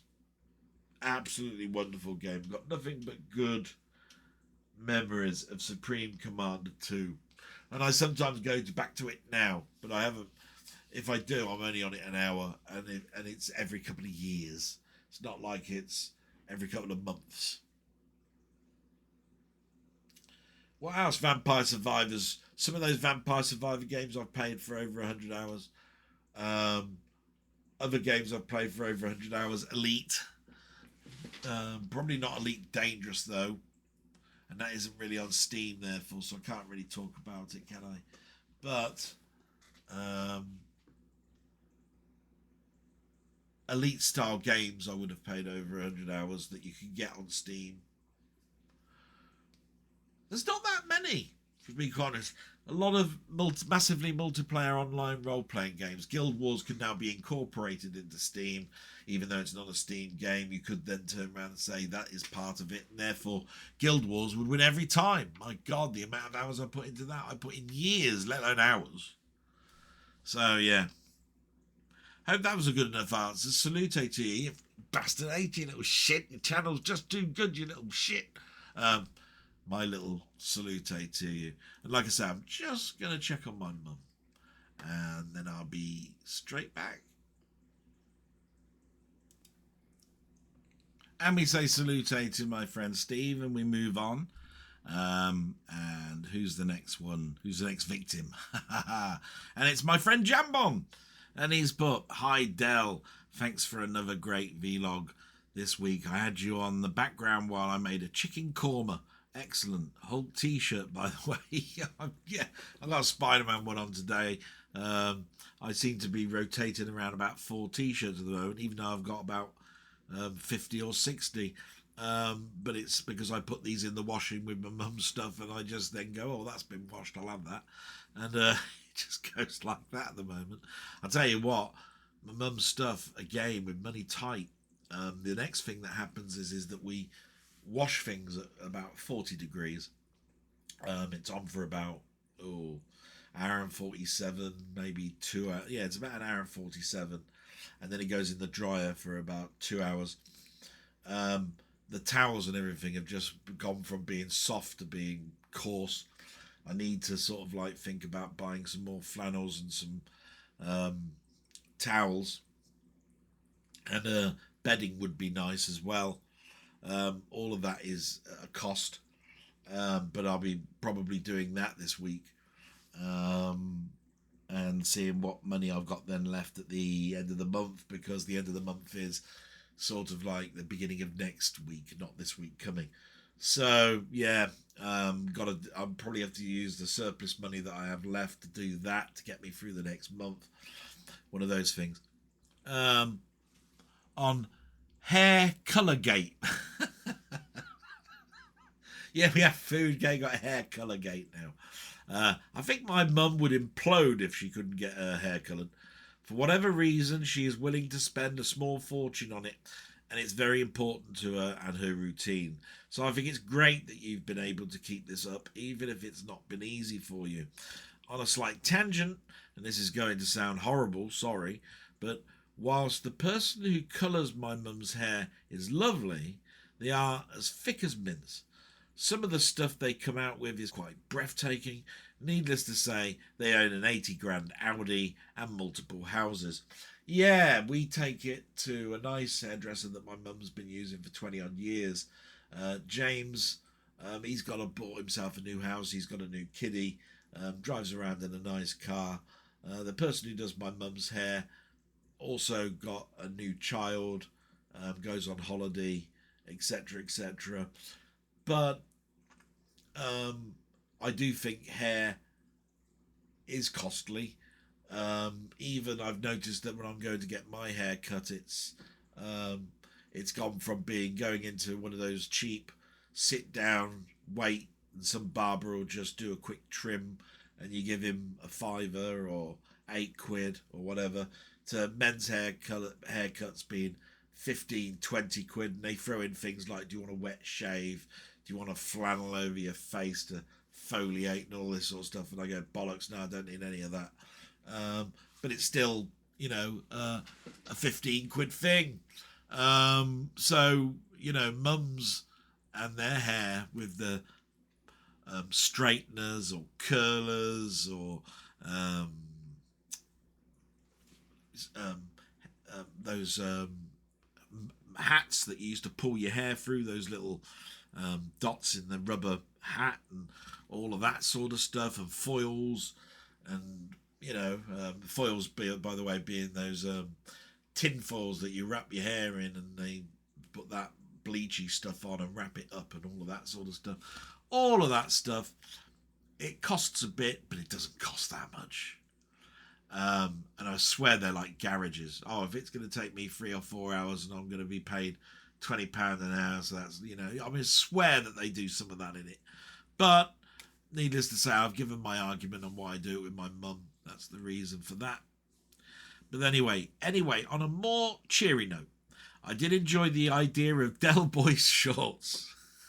I bet they'd include some viral content. I have a question, if that's okay. I recently picked up a used Evercade on a whim because I had some CEX or SEX credit and I am hooked. Was just wondering if you own an Evercade or if you have any thoughts on them. I know there are better and or more flexible and or cheaper handhelds out there like the Ambernicks and the Pocketeers, but I find that there's something nice about having boxed cartridges, and there seems to be a nice online community for it. And it's nice to see folk all playing and getting excited about the same releases at the same time that they come out. Yeah, I can imagine. Because it's its own little sort of like bubble, that there are people that are big fans of it and they're all talking about it. Next week this is coming out. Are we all looking forward to it? And there's going to be this collection of 4 Taito releases or 4 Capcom releases or whatever, even some Jeff Minter and some Commodore 64 stuff, volume 1s, volume 2s, all of that sort of stuff. I can imagine it. I looked at the Evercade, and in its early days it was a handheld, and then they did a little portable one, and I think it was Mad Little Pixel, is that right? Had a little thing about it, and he loved it, raved about it. The controller was nice, he said. It goes into the HDMI display. The cartridges are nice. It even had a dual cartridge version. And I preferred the little the little one that plugged into the TV. It seemed more likely for me to get that one than it did the handheld. Possibly because at the time I was doing less and less travelling, less and less need for portability, more and more likelihood for me to plug it into that big TV behind me. But the Mister came along, and I bought a Powell Kiddie so that I could play Pico games only really on it. Wasn't really interested in anything else because I already had laptop set up to do specific things. I remember I mentioned that I had at one point 17 laptops, and each one could be set up just for different emulation on it, because they were going to be thrown away at work. And at the end of the day, the Evercade, as much as the system looked to be an absolute amazing thing, ended up being that thing that I wouldn't buy, because I wouldn't be able to also buy the cartridges. They're too expensive to go with my other hobby of buying films and steelbooks and TV and soundtrack albums and comics and statues and all of that sort of stuff. So it ended up being something that would be nice, but no, not for me. It would end up being a pirating device, for emulation, jailbreaking it, all that sort of stuff. And this is why I've got a Steam Deck. Very costly thing again. I've got Steam on my PC. Everything I play, I love playing on my PC. I can have my PC on when my telly's on. I can listen to a TV program while playing a game. Can't do that. If you put a console into your TV and you're playing it, then there's no telly. Can't do two things at once. And a lot of my stuff on YouTube involves me doing things like little graphics for the videos, a picture of me with the text at the top and writing out the description and all of that sort of stuff. I could do that while catching up with what I've recorded. And although it's not the best way to do things, the time restraints are now to the point where that's what's happening. So I'm not really getting the benefit of watching anything either. I'm more listening, like it's a radio play. And that's not good for me either. But I do get time after 9 o'clock to sit down and watch a film. And hopefully I don't fall asleep. And that's pretty much my life. But it's great that you've got this little thing and it's working for you. I do think they've come in leaps and bounds on the handheld one, but I was more prominent towards the desktop one. And I think Allan said that he went to Computer Club, and there's a number of people that have got them and rave about them. And I think he's been torn about buying one at the early days. And I think it's the same thing. If you've got a Mister, you then sort of like go, be nice, but I've been there before. It'd be something that ends up in a box again. And from that point of view, I haven't got that investment reason for doing it, investment in time, not money. So, yeah, shame. But you put, anyway, I've rambled on enough. So take care and all the best to your mum. Yeah, thank you very much. And salute to you, my friend. And it won't be long before the end of August comes along, and we all know what that means between us two. So absolutely marvellous. Thank you very much. Salute, and we move on to another stalwart that love his channel. Nice guy. My God, how nice is this guy? Honestly, he's like the sort of person where you put a chocolate caramel in your mouth and it melts. That sounds disgusting, but it's true.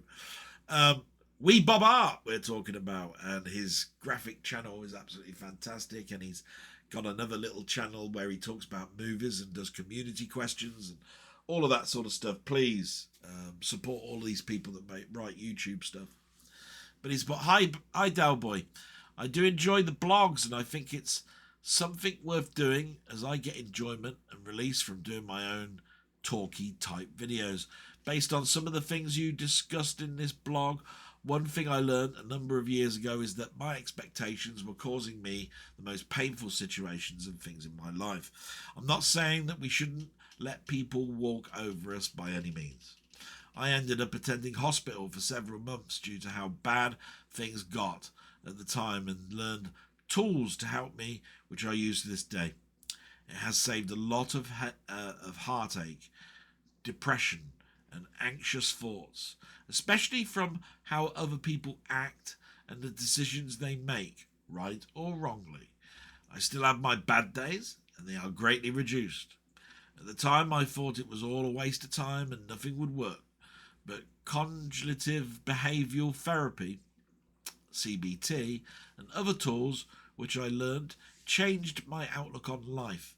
Anyway, I thought it was worth mentioning. Yes, it definitely is, matey. I'm going to look at that a bit more. And perhaps it may help with some of the situations you referred to. It's not a quick fix, unfortunately, but only takes a couple of minutes a day to just practice some of the techniques. Sounds great. One thing that being a manager and working and having problems like not talking to your sister for 20 years and all of this sort of stuff is you tend to pat yourself on the back by getting through problems.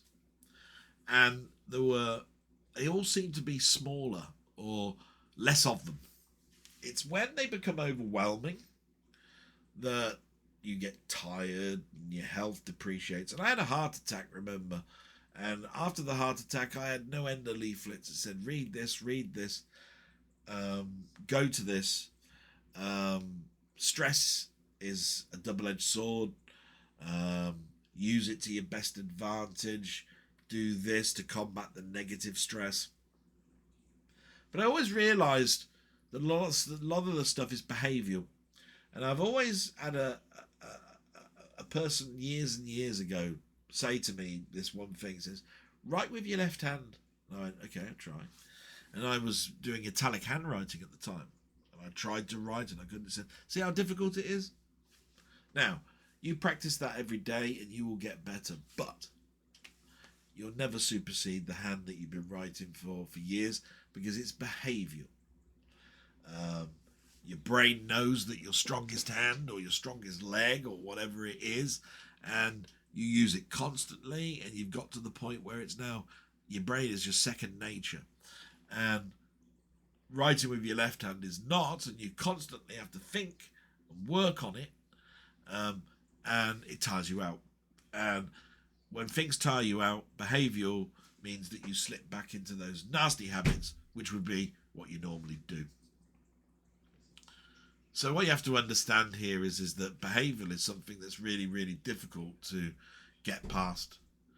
And from that point of view, you really do need to concentrate. And I've got a bit of a problem at the moment with concentration and focusing and all of that sort of stuff. And I'm trying to do stuff that I find enjoyable. And that's how I go with this. But it sounds great. I do understand this is your blog, warts and all. And so it's a good way to release. And as someone else has mentioned, you can see some of the darkness lift as you get things off your chest. Yes, that does happen. For the Christmas work thing, maybe look out for a Ring doorbell, which should work through your Wi-Fi or 5G on your phone. Black Friday sales in November usually have them cheap. And time between now and then to put aside the money required. Again, I understand the frustrations, though, of having requested the holiday and it's been taken away incorrectly, in my opinion. Yeah, that's great. We have had a Ring doorbell. In fact, we've had two. One of them got vandalised. The other one got nicked. They were screwed into the wall. We don't have a porch you can do it in. And basically there was a what was it called, a subscription type thing to it at the time. I started to use the Blink stuff just to do stuff in the garden, and you know, we now just rely on our own wits on the door. But I've already got this ringer for my mum, and I'm running out of plugs that I can plug things into. I've got no end of extension plugs which have got USB ports in them, or plugs that you can put a USB thing into, or there's all my computer stuff that's powered up and my telly.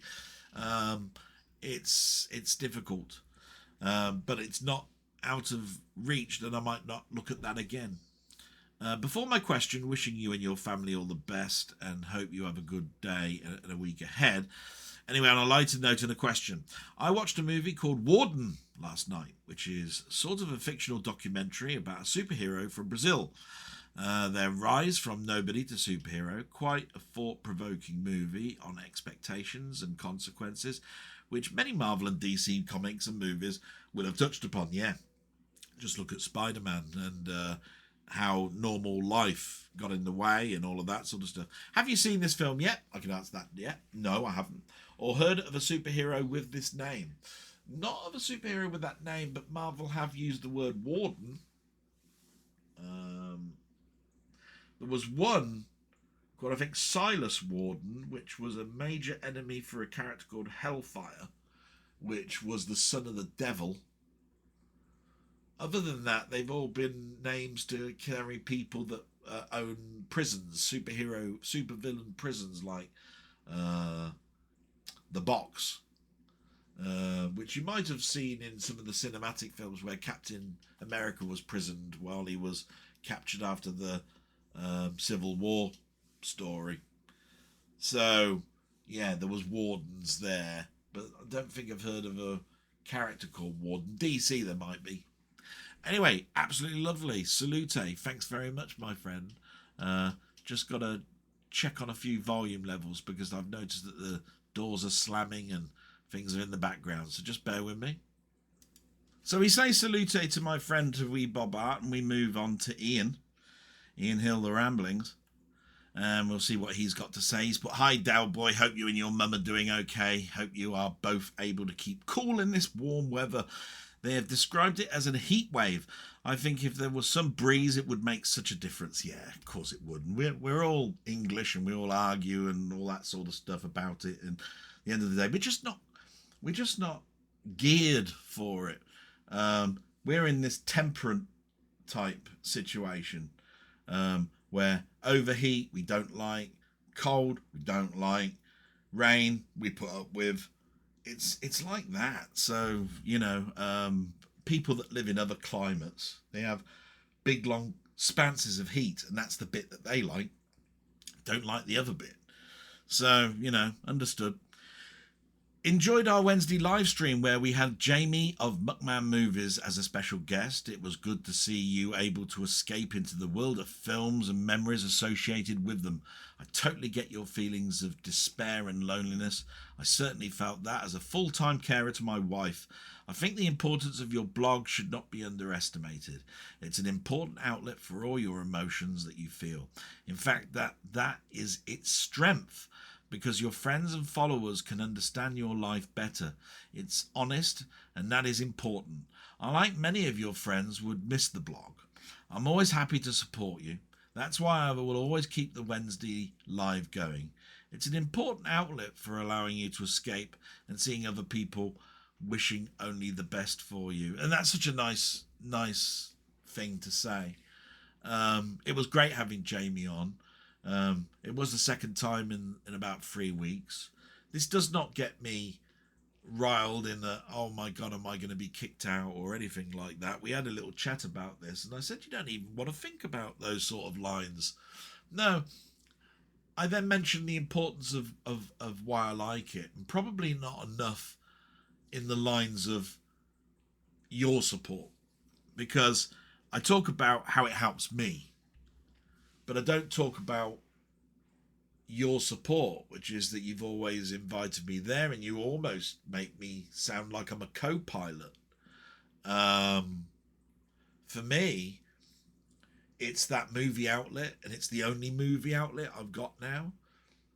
But I look at my own reasons on why I'm not on other chat things and start to think that it's because I'm a fossil, or I'm not likable, or whatever. And sometimes that can creep through, and then, you know, when something else is going on, you think to yourself, it's only a matter of days before I won't be doing this anymore, and you get worried. And this is where your mind jumps ahead to something that you don't want to think about, because you're thinking about something that might never happen.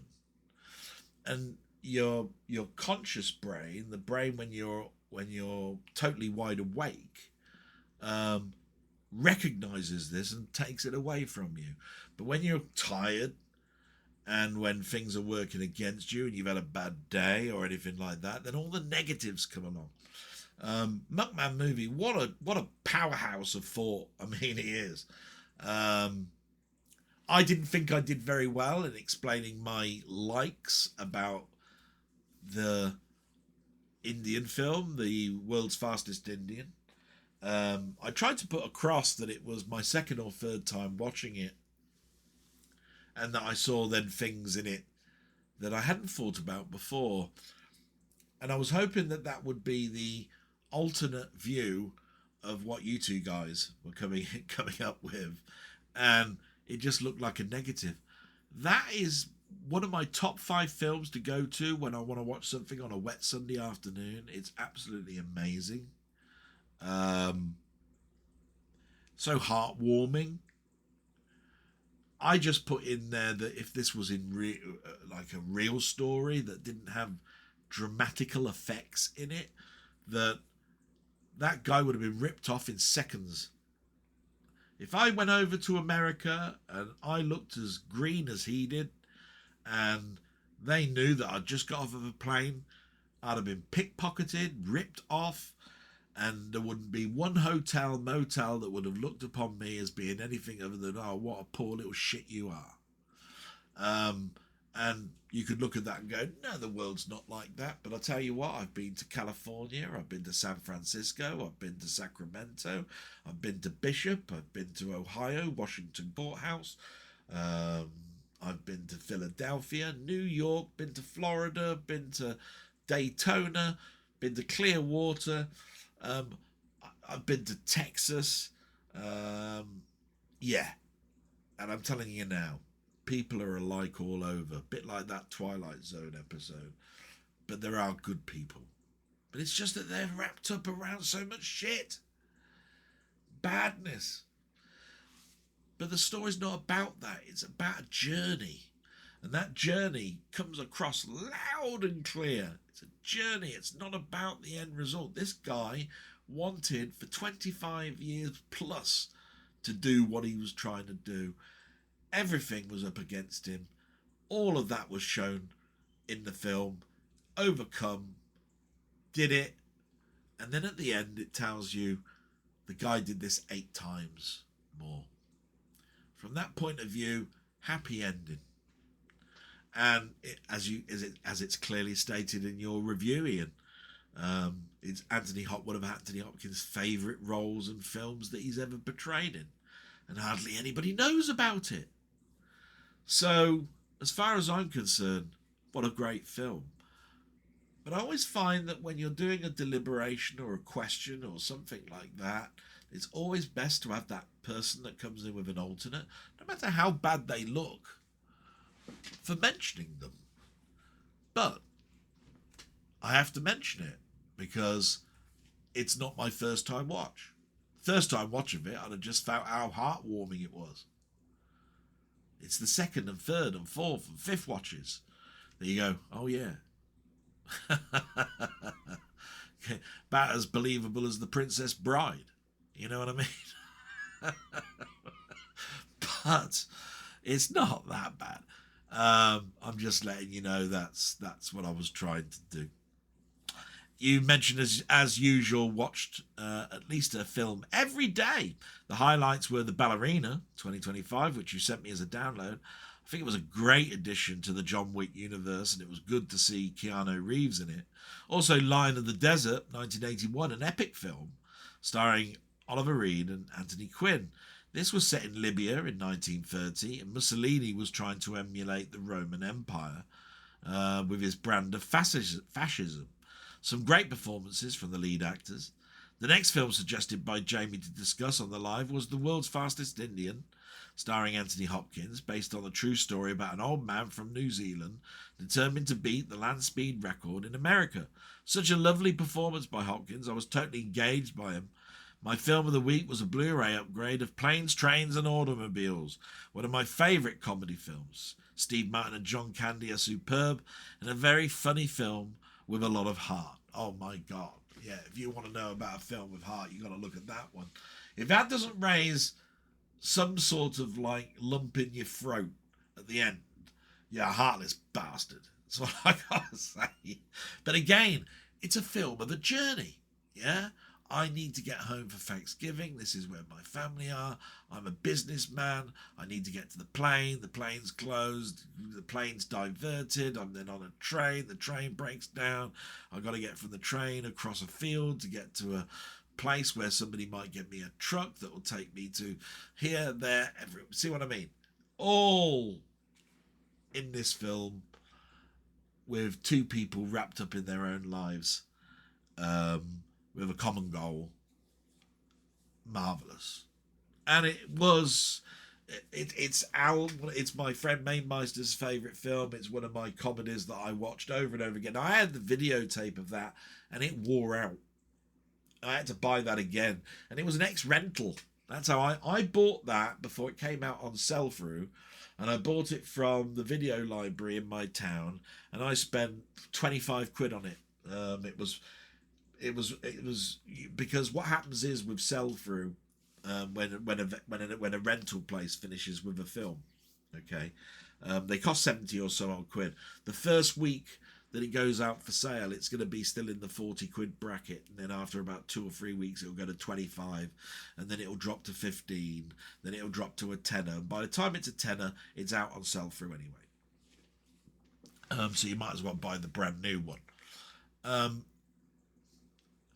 What we used to do with the sell-through ones was we always used to say that the coating on the videotapes was better and so lasted longer.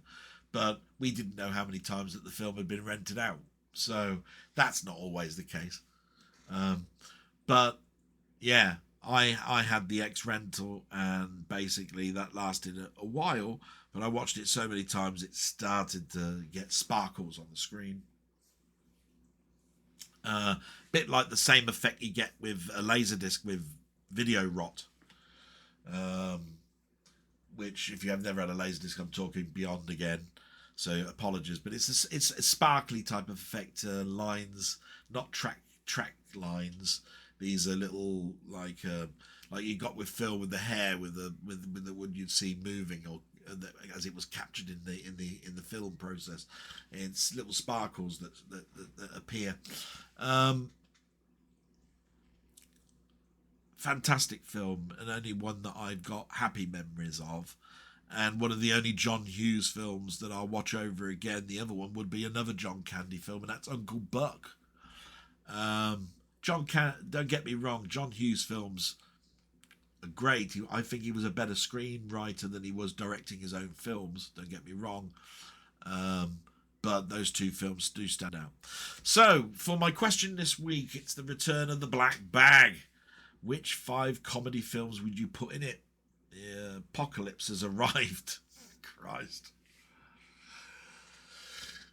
Well, we all know that my favourite comedy is Some Like It Hot, so that's going to go in there. And Planes, Trains and Automobiles, I've just talked about, is a no-brainer. Laurel and Hardy's The Music Box, which is about the piano being delivered, is obviously got to go in there. So there's 3.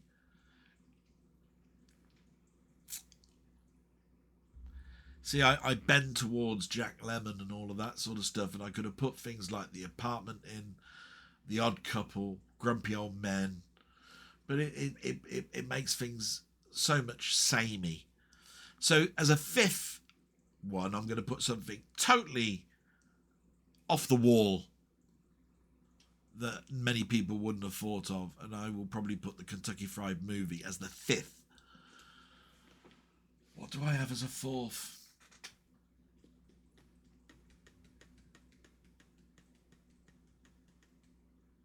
Young Frankenstein.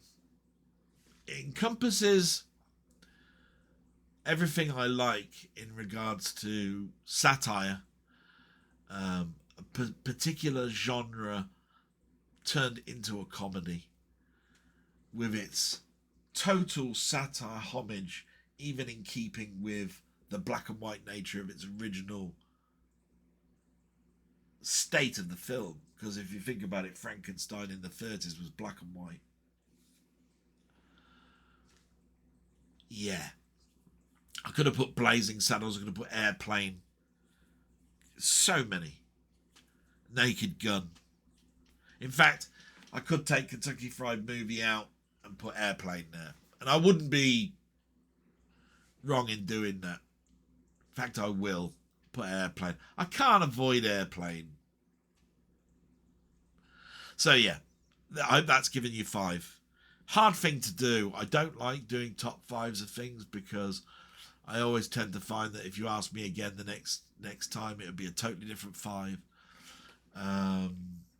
But this is my thoughts on this particular day, the 20th of July 2025, with a question asked at me to think on my feet and give a 5-minute answer. All my best wishes to you and have a reek grand time. Thank you very much, and thank you for all your support. Again, passing on my support to you. Please go and look at Ian's channel. It's not just live. He does top films in a particular year, not just one particular aspect. We're talking about genres. That's comedies, action, noir, etc., etc., all the way through from the 30s to now, as shorts every day. He does film reviews, TV show reviews, Doctor Who reviews, reviews on magazines from SFX magazine, soundtrack reviews, beyond soundtracks, bands and the easy listening pop scene, including punk and prog rock and everything else that goes with it, the differences between vinyl and CD, everything. I mean, it's just a house of ideas brought to life. Thank you very much, my friend. And salute to you. And we move to Gan's Teeth. And he's put, "Hi Dellboy, regarding your previous vlog, I noticed you had brightened considerably by the end of it. So it's clearly doing you some good to vent and just talk about the things that interest you. I enjoy listening about your week and then your thoughts on the gaming, film, TV, etc. I think it's a good mixture of topics. All the best, and I hope you keep going." Thank you so much. See, what such nice thing. You don't need too much. I don't need pats on the backs too much. I just need to know that there are people out there that they like this aspect, and even mention the bits they don't like. Sometimes it'd be impossible to remove those things they don't like, because remember, the blog is supposed to be for my nephew and niece, and it's supposed to be what's going on in their uncle's head that week. And I'm sure they're interested in what I bought, what I watched, and they like to know a little bit of history about their uncle. So I think I've got a balance, but it could be more streamlined, I would say. But thank you very much. Moving on, we've got Colin Jones, aka Ponder, my friend Colin, who's a big supporter of mine, does his own blog, lots of stuff that he does, playing video games, helping people with technical problems. The man is just a person that I think he would make an excellent teacher, to be quite honest. In fact, if his calling wasn't on the rail yards, I would say he'd be very good as being a mentor or a coach for people in a company. Yeah, I seriously would believe that. Not a singer, though. Right. He's put, "I don't think we'd have Linux if Microsoft didn't exist." Interesting concept here. "I don't think we'd have anywhere near the level of computing technology because they basically drove the whole industry. I don't even think we'd have such advanced mobile phones either. So losing Microsoft would probably have the biggest real-world impact of the lot, followed by Sony, who have massive influence in the AV sector." Right. This comes from the question about companies, because I didn't do a video, and it came from an earlier Mainmeister thing, and it was about removing one company and which one you'd remove, and there were 4 to choose from, and everybody was choosing it from a gaming point of view, and I looked at it instantly from but just think what else you'd lose if you'd lose that, which I don't think came across too much in other people's videos, but that's fine. It's all right. They made their decision on what it is. But the thing about a what if Microsoft didn't exist, and I comment Linux probably wouldn't exist either, is when you remove the company, you don't remove the people. Where would Bill Gates be if Microsoft wasn't there? So do you think he's going to be a train driver? You don't know. He might go and work for Commodore, and Commodore's life would totally change. Maybe Commodore would become the Microsoft. It's not beyond the realms that might happen, because it's a what if, right? It doesn't matter that somebody will come along and say, that never happened, right, like that. Commodore had Microsoft Basic. It's not hidden. It's known. You don't know. And what you have to ask yourself is that all the faceless people that work for Microsoft would be working for other companies that never happened because Microsoft wasn't there. So would Linux never be there? How'd you know? Because you've set off in that Back to the Future type line a splinter where this happened. And if you've ever seen Back to the Future and you know this splinter occurred, you know that Biff changed everything. Right? One person. It's that butterfly effect. Step on a butterfly, the whole of the dinosaurs didn't exist, or something like that. You know, it's one of those things like that. So I look at life a little bit like that. I don't look at life that if Microsoft gone, then all the people have gone from it. I look at it like the whole structure of what we know now would be different. Maybe networking would be now totally under Netgear. All the gaming that comes out of it would be come through Netgear cartridge, cards. That all our gaming is now on PCs and there's no such things as consoles. All sorts of stuff. You know, Sony, they were well known for their tellies. But at the end of the day, they turned their life around and had camcorders and all of that sort of stuff. And if you look at the history of Sony, it wasn't even tellies that started them off on their huge expansion. But Sony also diversified into films. Just think, if Sony didn't exist, would there be a Columbia Pictures? Would Sony have bought Spider-Man from Marvel and gone and stopped them from going bankrupt? Or would the bankruptcy still would have gone ahead because no bugger would have bought it because there was no Columbia Pictures? Oh my God, the amount of split lines of decisions. Should I have gone left? Should I have gone right? Immense. So this is where I offer an alternate, and it doesn't take away anything from Colin because he's quite right. Wow, just think what would happen. And it could possibly be the end of operating systems, where everything might have come on a chip. Anything could have happened. We don't know. Good plan on the carer's allowance.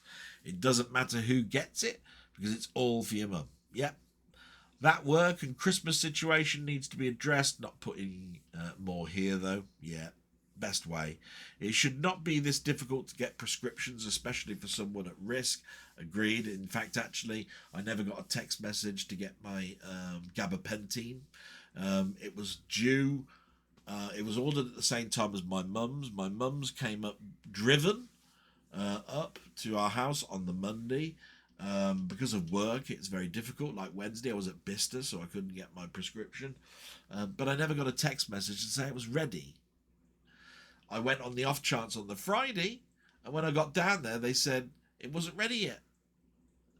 My God, they had it 2 weeks. Gabapentin, a controlled drug that I have to order every month. I can't even order 2 months worth of it. It's a controlled drug. And here they are, 2 weeks down the line, still not ready. It's awful what's going on in my town at the moment in regards to health. Agreed. Never rely on a callback. I learnt this ages ago. Never once been called back from any service. Yeah, it's pretty poor at the moment. Sending my regards to your mum as always. Thumbs up. Thank you very much. You know that's going in the can. I do want the Friends gameplay videos to continue, by the way. I think the overwhelming thing here is for me to continue that. Watch this space, Colin. I have 2 channels too, you know, and I mentioned them both. Like I say, there is Ponder's channel. This is why I say Colin Jones, aka Ponder, because he's got one under his name and he's got one under Ponder. I do write one of them, I think, in my description. I might start putting the other one. I do apologise if you don't think I'm advertising that one too much, but I'll try to. I know you're not complaining, but I do like to get things correct, and you're quite right. I really mentioned one more than the other. My question. You wake in your childhood bedroom. You're age 10. But with all your current knowledge and experience intact, what's the first thing you do? Wow. What, with all my networking knowledge and computer knowledge and how graphics work, how sound works, how comics are going to be in the future, how film's going to be in the future. I think the first thing I'm going to do is tidy my room. If there's one thing that I've learned, I've got to have more shelves, more storage, because I'm still going to fall into those same traps. When it comes to computers, I don't think my choices have ever been bad. A ZX80 to a ZX81 to a VIC-20 to a Commodore 64, with intermediately in between those Spectrums, Atari 400s, 800s, Tandy, Oric, Commodore 64, Commodore Amiga A1000, Commodore Amiga A2000, I think, yeah, it was a 4000 next. I never had a 3000. Sold that to a PC 386 DX50. No, SX25 DX50 486 DX100 Pentium 1. Oh, honestly, I better not keep going on. Taking up far too much time. I would clear space to make sure that I've got enough of my computers. When it comes to my computers, I'd know the knowledge of what games not to buy. I'd avoid those like the plague. Catalogue them. Do reviews on them for me to actually look back on, because later on I'd still have a YouTube channel. In that YouTube channel I'd be looking back at my diaries much better than I do now, which is a scribbled writing load of shit, which I can just about still read, and is becoming more reliant on my memories than anything. That's the first thing I'll do in my bedroom. Organise, organise, organise.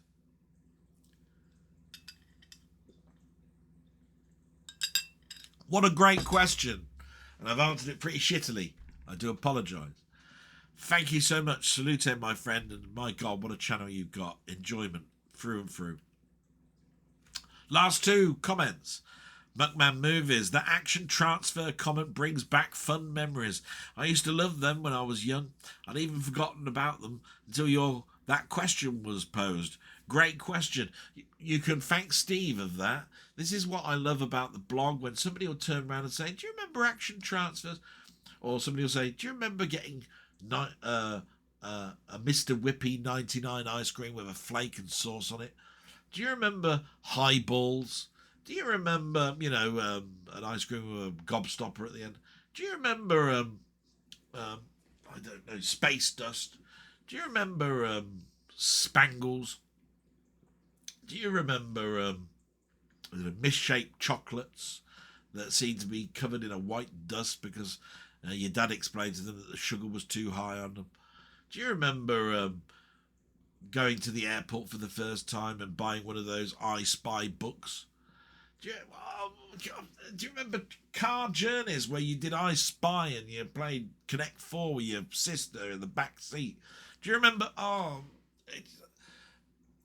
this is what I want people to ask and their own memories and bring it back and see whether I did the same thing or whatever.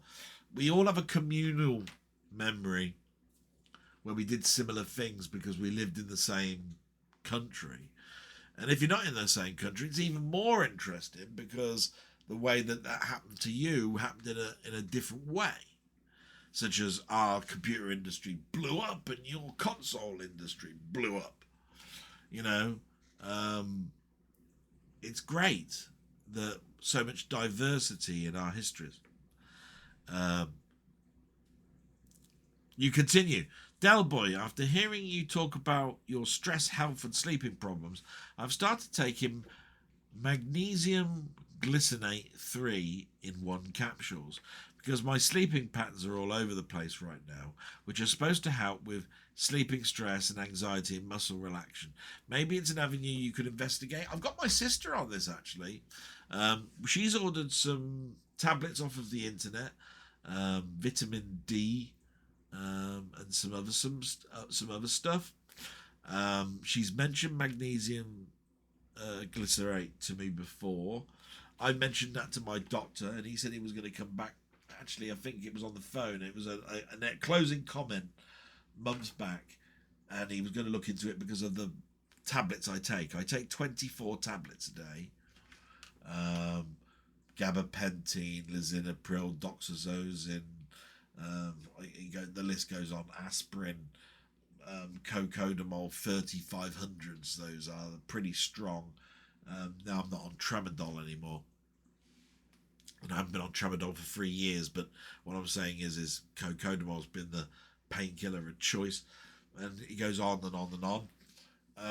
You have to be very careful with those because of the imbalance that they occur, but I don't think these occur in these because they're usually off the shelf. But you do have to be careful because, as I mentioned before, I couldn't take things like Lemsip in the early days because I was taking blood pressure tablets. The reason for that, not the decongestion as per se, but they cancel out each other, where a blood pressure tablet will try to reduce the pumping of your heart to put less stress on it. Lemsips and Beecham's hot lemons do the opposite.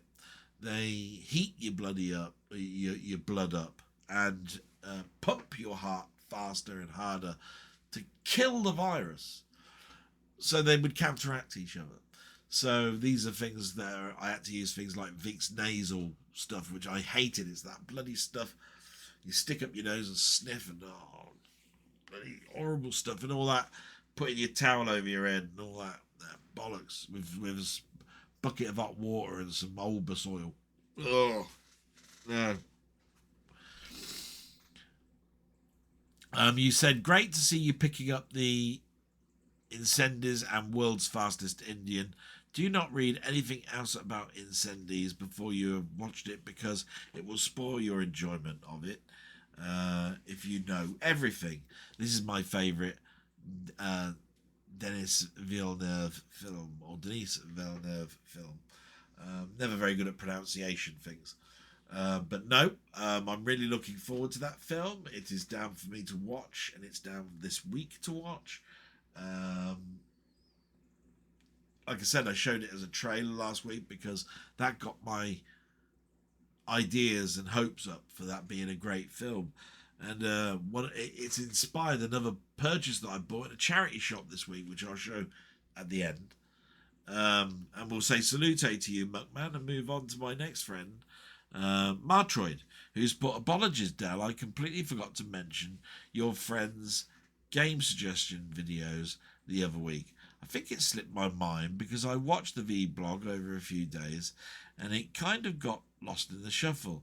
I really hope you continue with that series, though, as I have been a part of it and enjoy seeing what others recommended too. It's a great way to share the titles that shaped my own gaming history. That makes sense. So yes, please keep them coming. Looks very much like I've got to keep them coming, haven't I? That's another one that's saying I want to see these friends playing games. I just hope I don't get too much of the negativity on them. They are supposed to be a bit of fun. I do like going to something I've never played before. And that ends the comments. So thanks very much for all of those. And we'll be moving to watched on YouTube in a moment. But again, just need to check on something. And my God, we've been talking for hours. So we're on the closing stretch. Might have to shorten it a little bit as well. Won't be a moment. And we're on the final stretch, and it's going to be what I watched on YouTube. And pretty light this week because it's been a busy week for me, and some sleep deprivation has stopped me from watching stuff, but not of my friend stuff, just new stuff. So I keep this down to the four that I do, that is which I always do, which is This Week in Retro, Tech Moan, Gadget Show, and Chronologically Gaming. They're all well known. Remember those names: This Week in Retro, Tech Moan, Gadget Show, Chronologically Gaming. I find those a good balance of knowing what's going on in the tech world and gaming worlds. Not so much the film stuff, but that's in another part. This Week in Retro did the Ultimate Commodore 64, which has just been mentioned, and that's part and parcel with that retro recipe Commodore story. The Good Work and BFG Super FX3, which is about the SNES a little bit. A balanced show, and it was nice to know that my friend Steve of Steve's Gaming was mentioned in this week as well in the community section, so that was nice. Techmoan, he did a Shanline EC Smart CD player, and he mentioned that looks aren't everything. Yeah, he was talking about the fact that with vinyl records, they came up with all these wacky, weird ideas, like the burger, the record burger, which basically had the record play outside of the player, and it had an arm. You can imagine like a sandwich with the record spinning around like on the outside. There's a CD player like that, and it's done by this company. But my God, it's got some bugs. And just like he said, looks aren't everything. So that was an interesting one. The Gadget Show didn't have anything again this week, but they have mentioned why. They're revamping and doing some great projects, and there's going to be a glut of stuff coming out soon, and I'm really looking forward to that. And Chronologically Gaming, he's continuing his December 1982 barrage of stuff, and there's so much because December was the lead up to Christmas, and there was a lot of arcade stuff that would have been coming out as well. And he went back to 1975 because there are always changes in his backlog in regards to mechanical arcade machines, which we loved back in the day, with which you may have mentioned me talk about push coin mechanism stuff and all of that. He talks more about the mechanical game stuff, which was like Tin Can Alley and all that sort of stuff. But he's always going back and mentioning stuff that he didn't mention before. So those are the four. And there's only been a couple of things outside of that. There's there's one called Bart's Watch Stories. This was really quite good. I like documentary things. This was about how Casio made the indestructible watch. Now, it's not indestructible in that way, but people poo-poo Casio.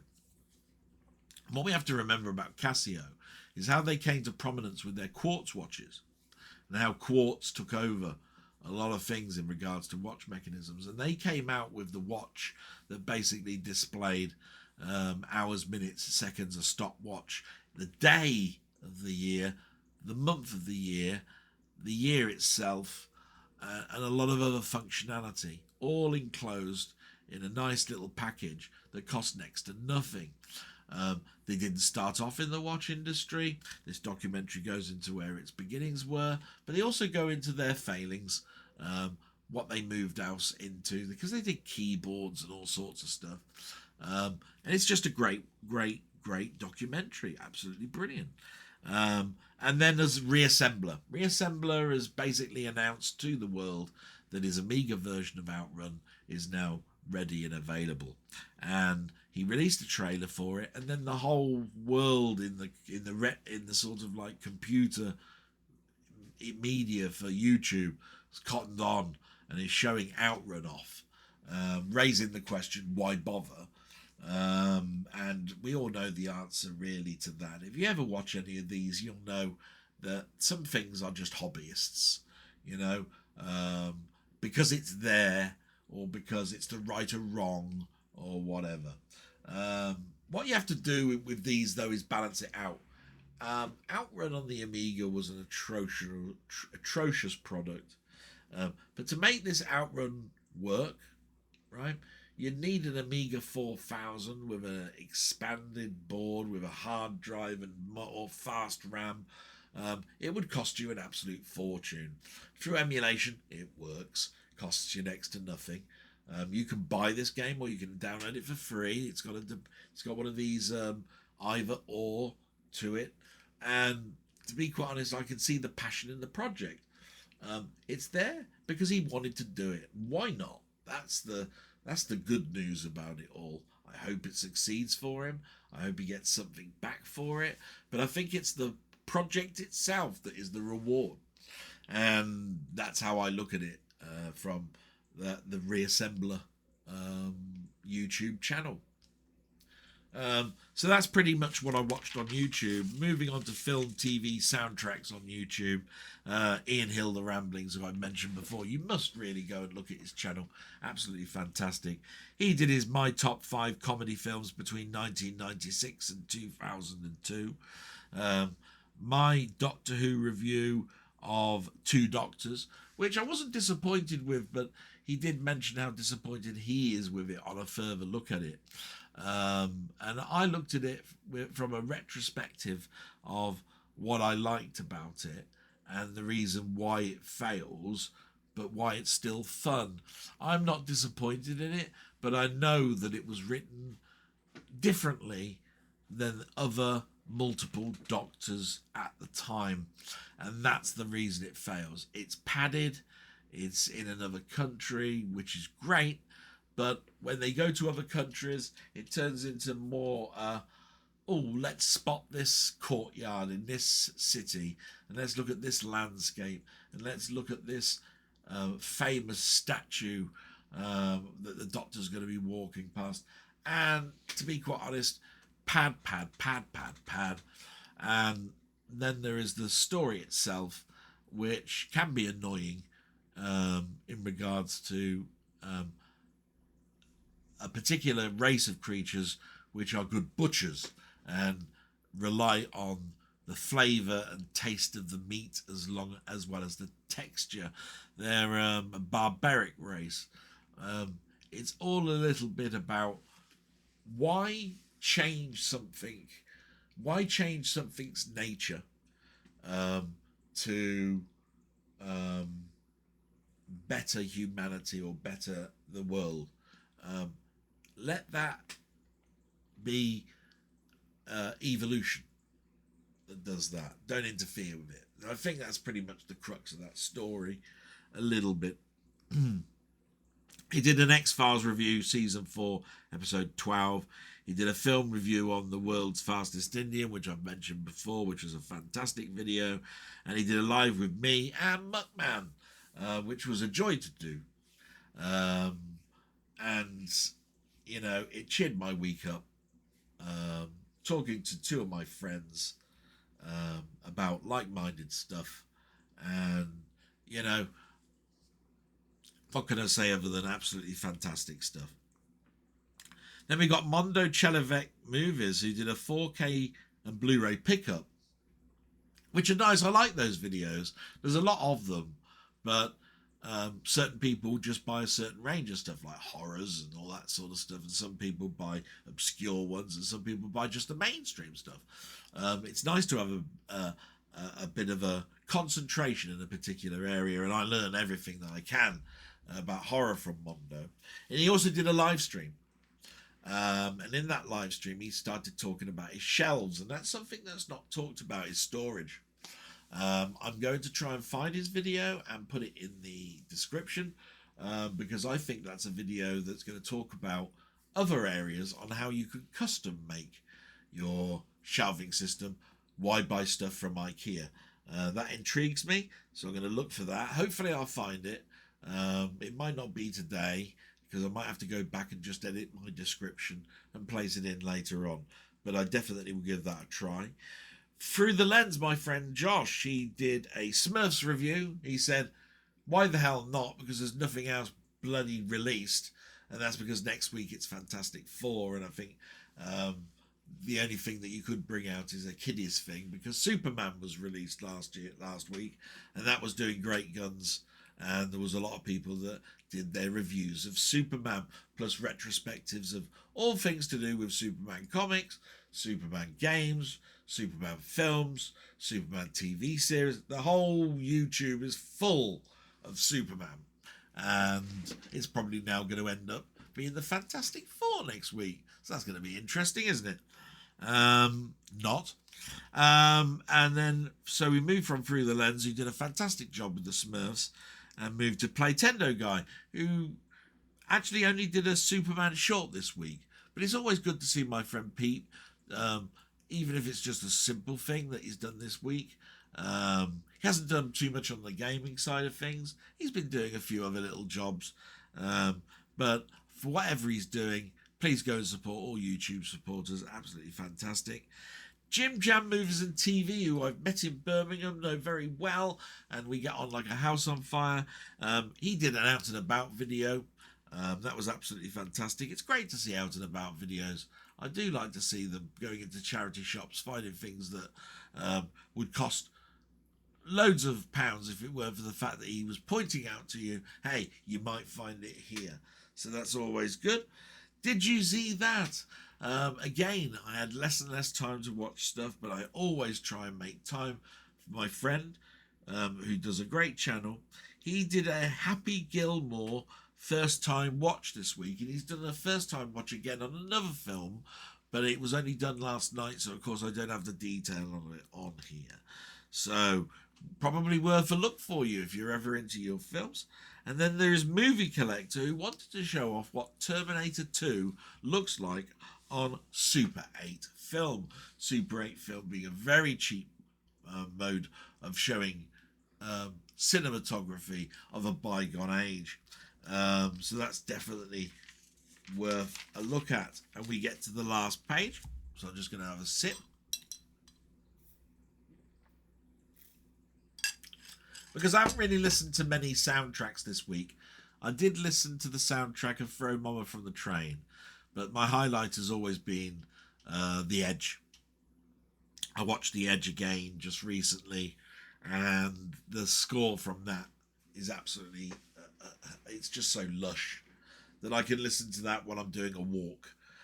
But most of my walks have been to do shopping, and have had to have been done in 20 or 30 minutes, and you just don't get the essence. It's broken up. So, yeah, it's a shame, but that's all I can say about soundtracks. But if there ever was a choice on what you should be listening to this week, it definitely would be The Edge. What a score. Absolutely fantastic. Jerry Goldsmith, just so that you know. Down the Rabbit Hole. So we're getting to the game and tech YouTube stuff. He did an OB Windows apps not listing my my programs properly, which is interesting. I like his character OB Windows.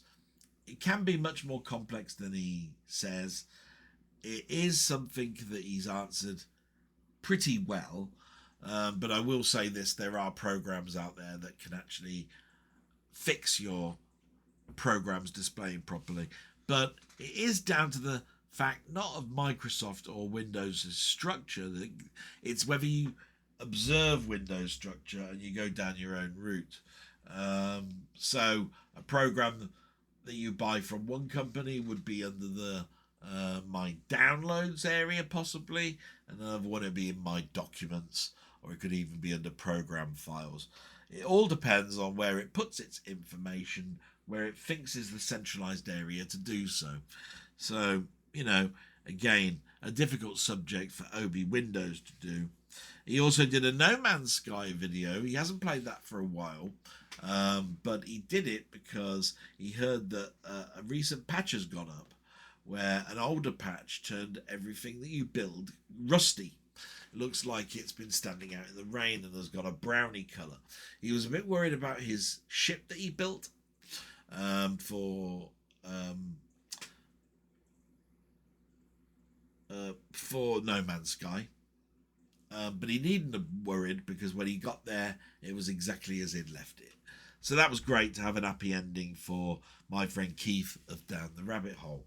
Then we've got Robert's Retro Gaming, and oh my god, man, will you slow down? He did Minecraft Play episodes 147 and 148, No Man's Sky episode 49, Spectrum Game Boney in Bone Hell, Atari 8-bit Rescue on Fractalus, GP Simulator, and Druid. He's done a few more since then, but I can't mention them until next week because they've just flashed up on my phone, which means he's done 2 this week. I have no idea what those 2 are, and I won't know until I watch after this stream. So I can't really mention it until next week. So I'm looking forward to that.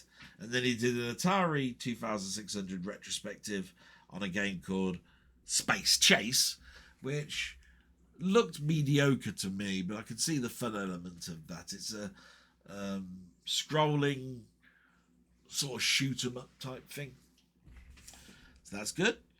We're moving on now to Steve's Gaming. Bastard fucking shit, because he's just too good. As he said, he's closing down his channel just for a while because of the way that the temperature and it's affecting his asthma. He did Mainmeister's community questions, so he did an actual video where I didn't. He also did have a look. Oh, the Homesoft series. He did the Atari Homesoft series, disc 72, and on his Steve's Spectrum Zone, he did a review of The Pyramid, which he's done before, but it's great to see that game. It is a good game. I'm no good at it. It's a good game. Then we get to Colin Jones, aka Ponder, and as I said, he's got 2 channels. So you can look for him under Colin Jones. You can find him under Ponder. He did a Tubers High Score channel for Bubble Bobble, and a Mainmeister High Score competition for Salamander.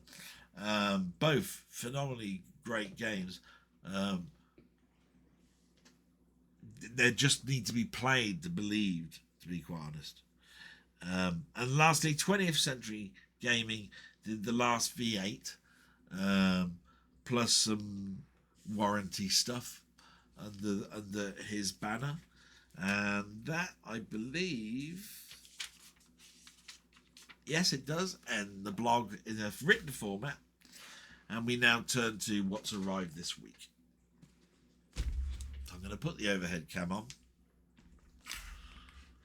Hopefully this will work. Bleh. Where's my cursor gone? Always technical difficulties. There we go.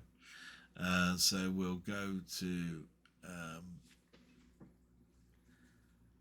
the second camera. There we go. What's turned up this week? There is a steelbook, or a couple of them. We've got Terrifier 3, which looks nice cover. I'm not a big fan of Terrifier 1 and 2. 3 is more a historical, how he got where he is today. But still, I've collected that collection now. I've got all 3 films. So that's okay. What came in this box, which is lovely, is Sinners 2. I mentioned this last week or the week before, that I'm a big fan of Sinners. I thought it was a great film. And that's the steelbook side of it. In a charity shop, I walked past and got this, Lion. I know very little about this, other than it's about a lost boy and 2 people finding things and looking for love and finding love. That's really good. That was 50 pence. Along with this one, which also was 50 pence, which is a dramatisation of War and Peace. Now, it's over 3 hours long. The War of the Roses was bloody long. So, expect to watch it over several days and then make your mind up. And then you've got the back of it, which just shows how the costume design of it was. Absolutely fantastic. last but not least, because I had the 20 disc version of Morecambe Wise for the very first season to the end. They did the film promotions because they made 3 films together. Intelligence, Riviera, and Magnificent. And absolutely fantastic. And that concludes really what's going on here. Normally I'd do some trailers, but we really have run out of time because it's nearly now 2 hours and 15 minutes. So I'll save all that up till next week. Hopefully I'll have some more titles. I'm going to say salute to you. I wish everybody a great weekend, and if possible, look after everybody in your family. And with that, I'm going to say salute and goodbye, and say please support each other. It's very important that we all stick together. Salute.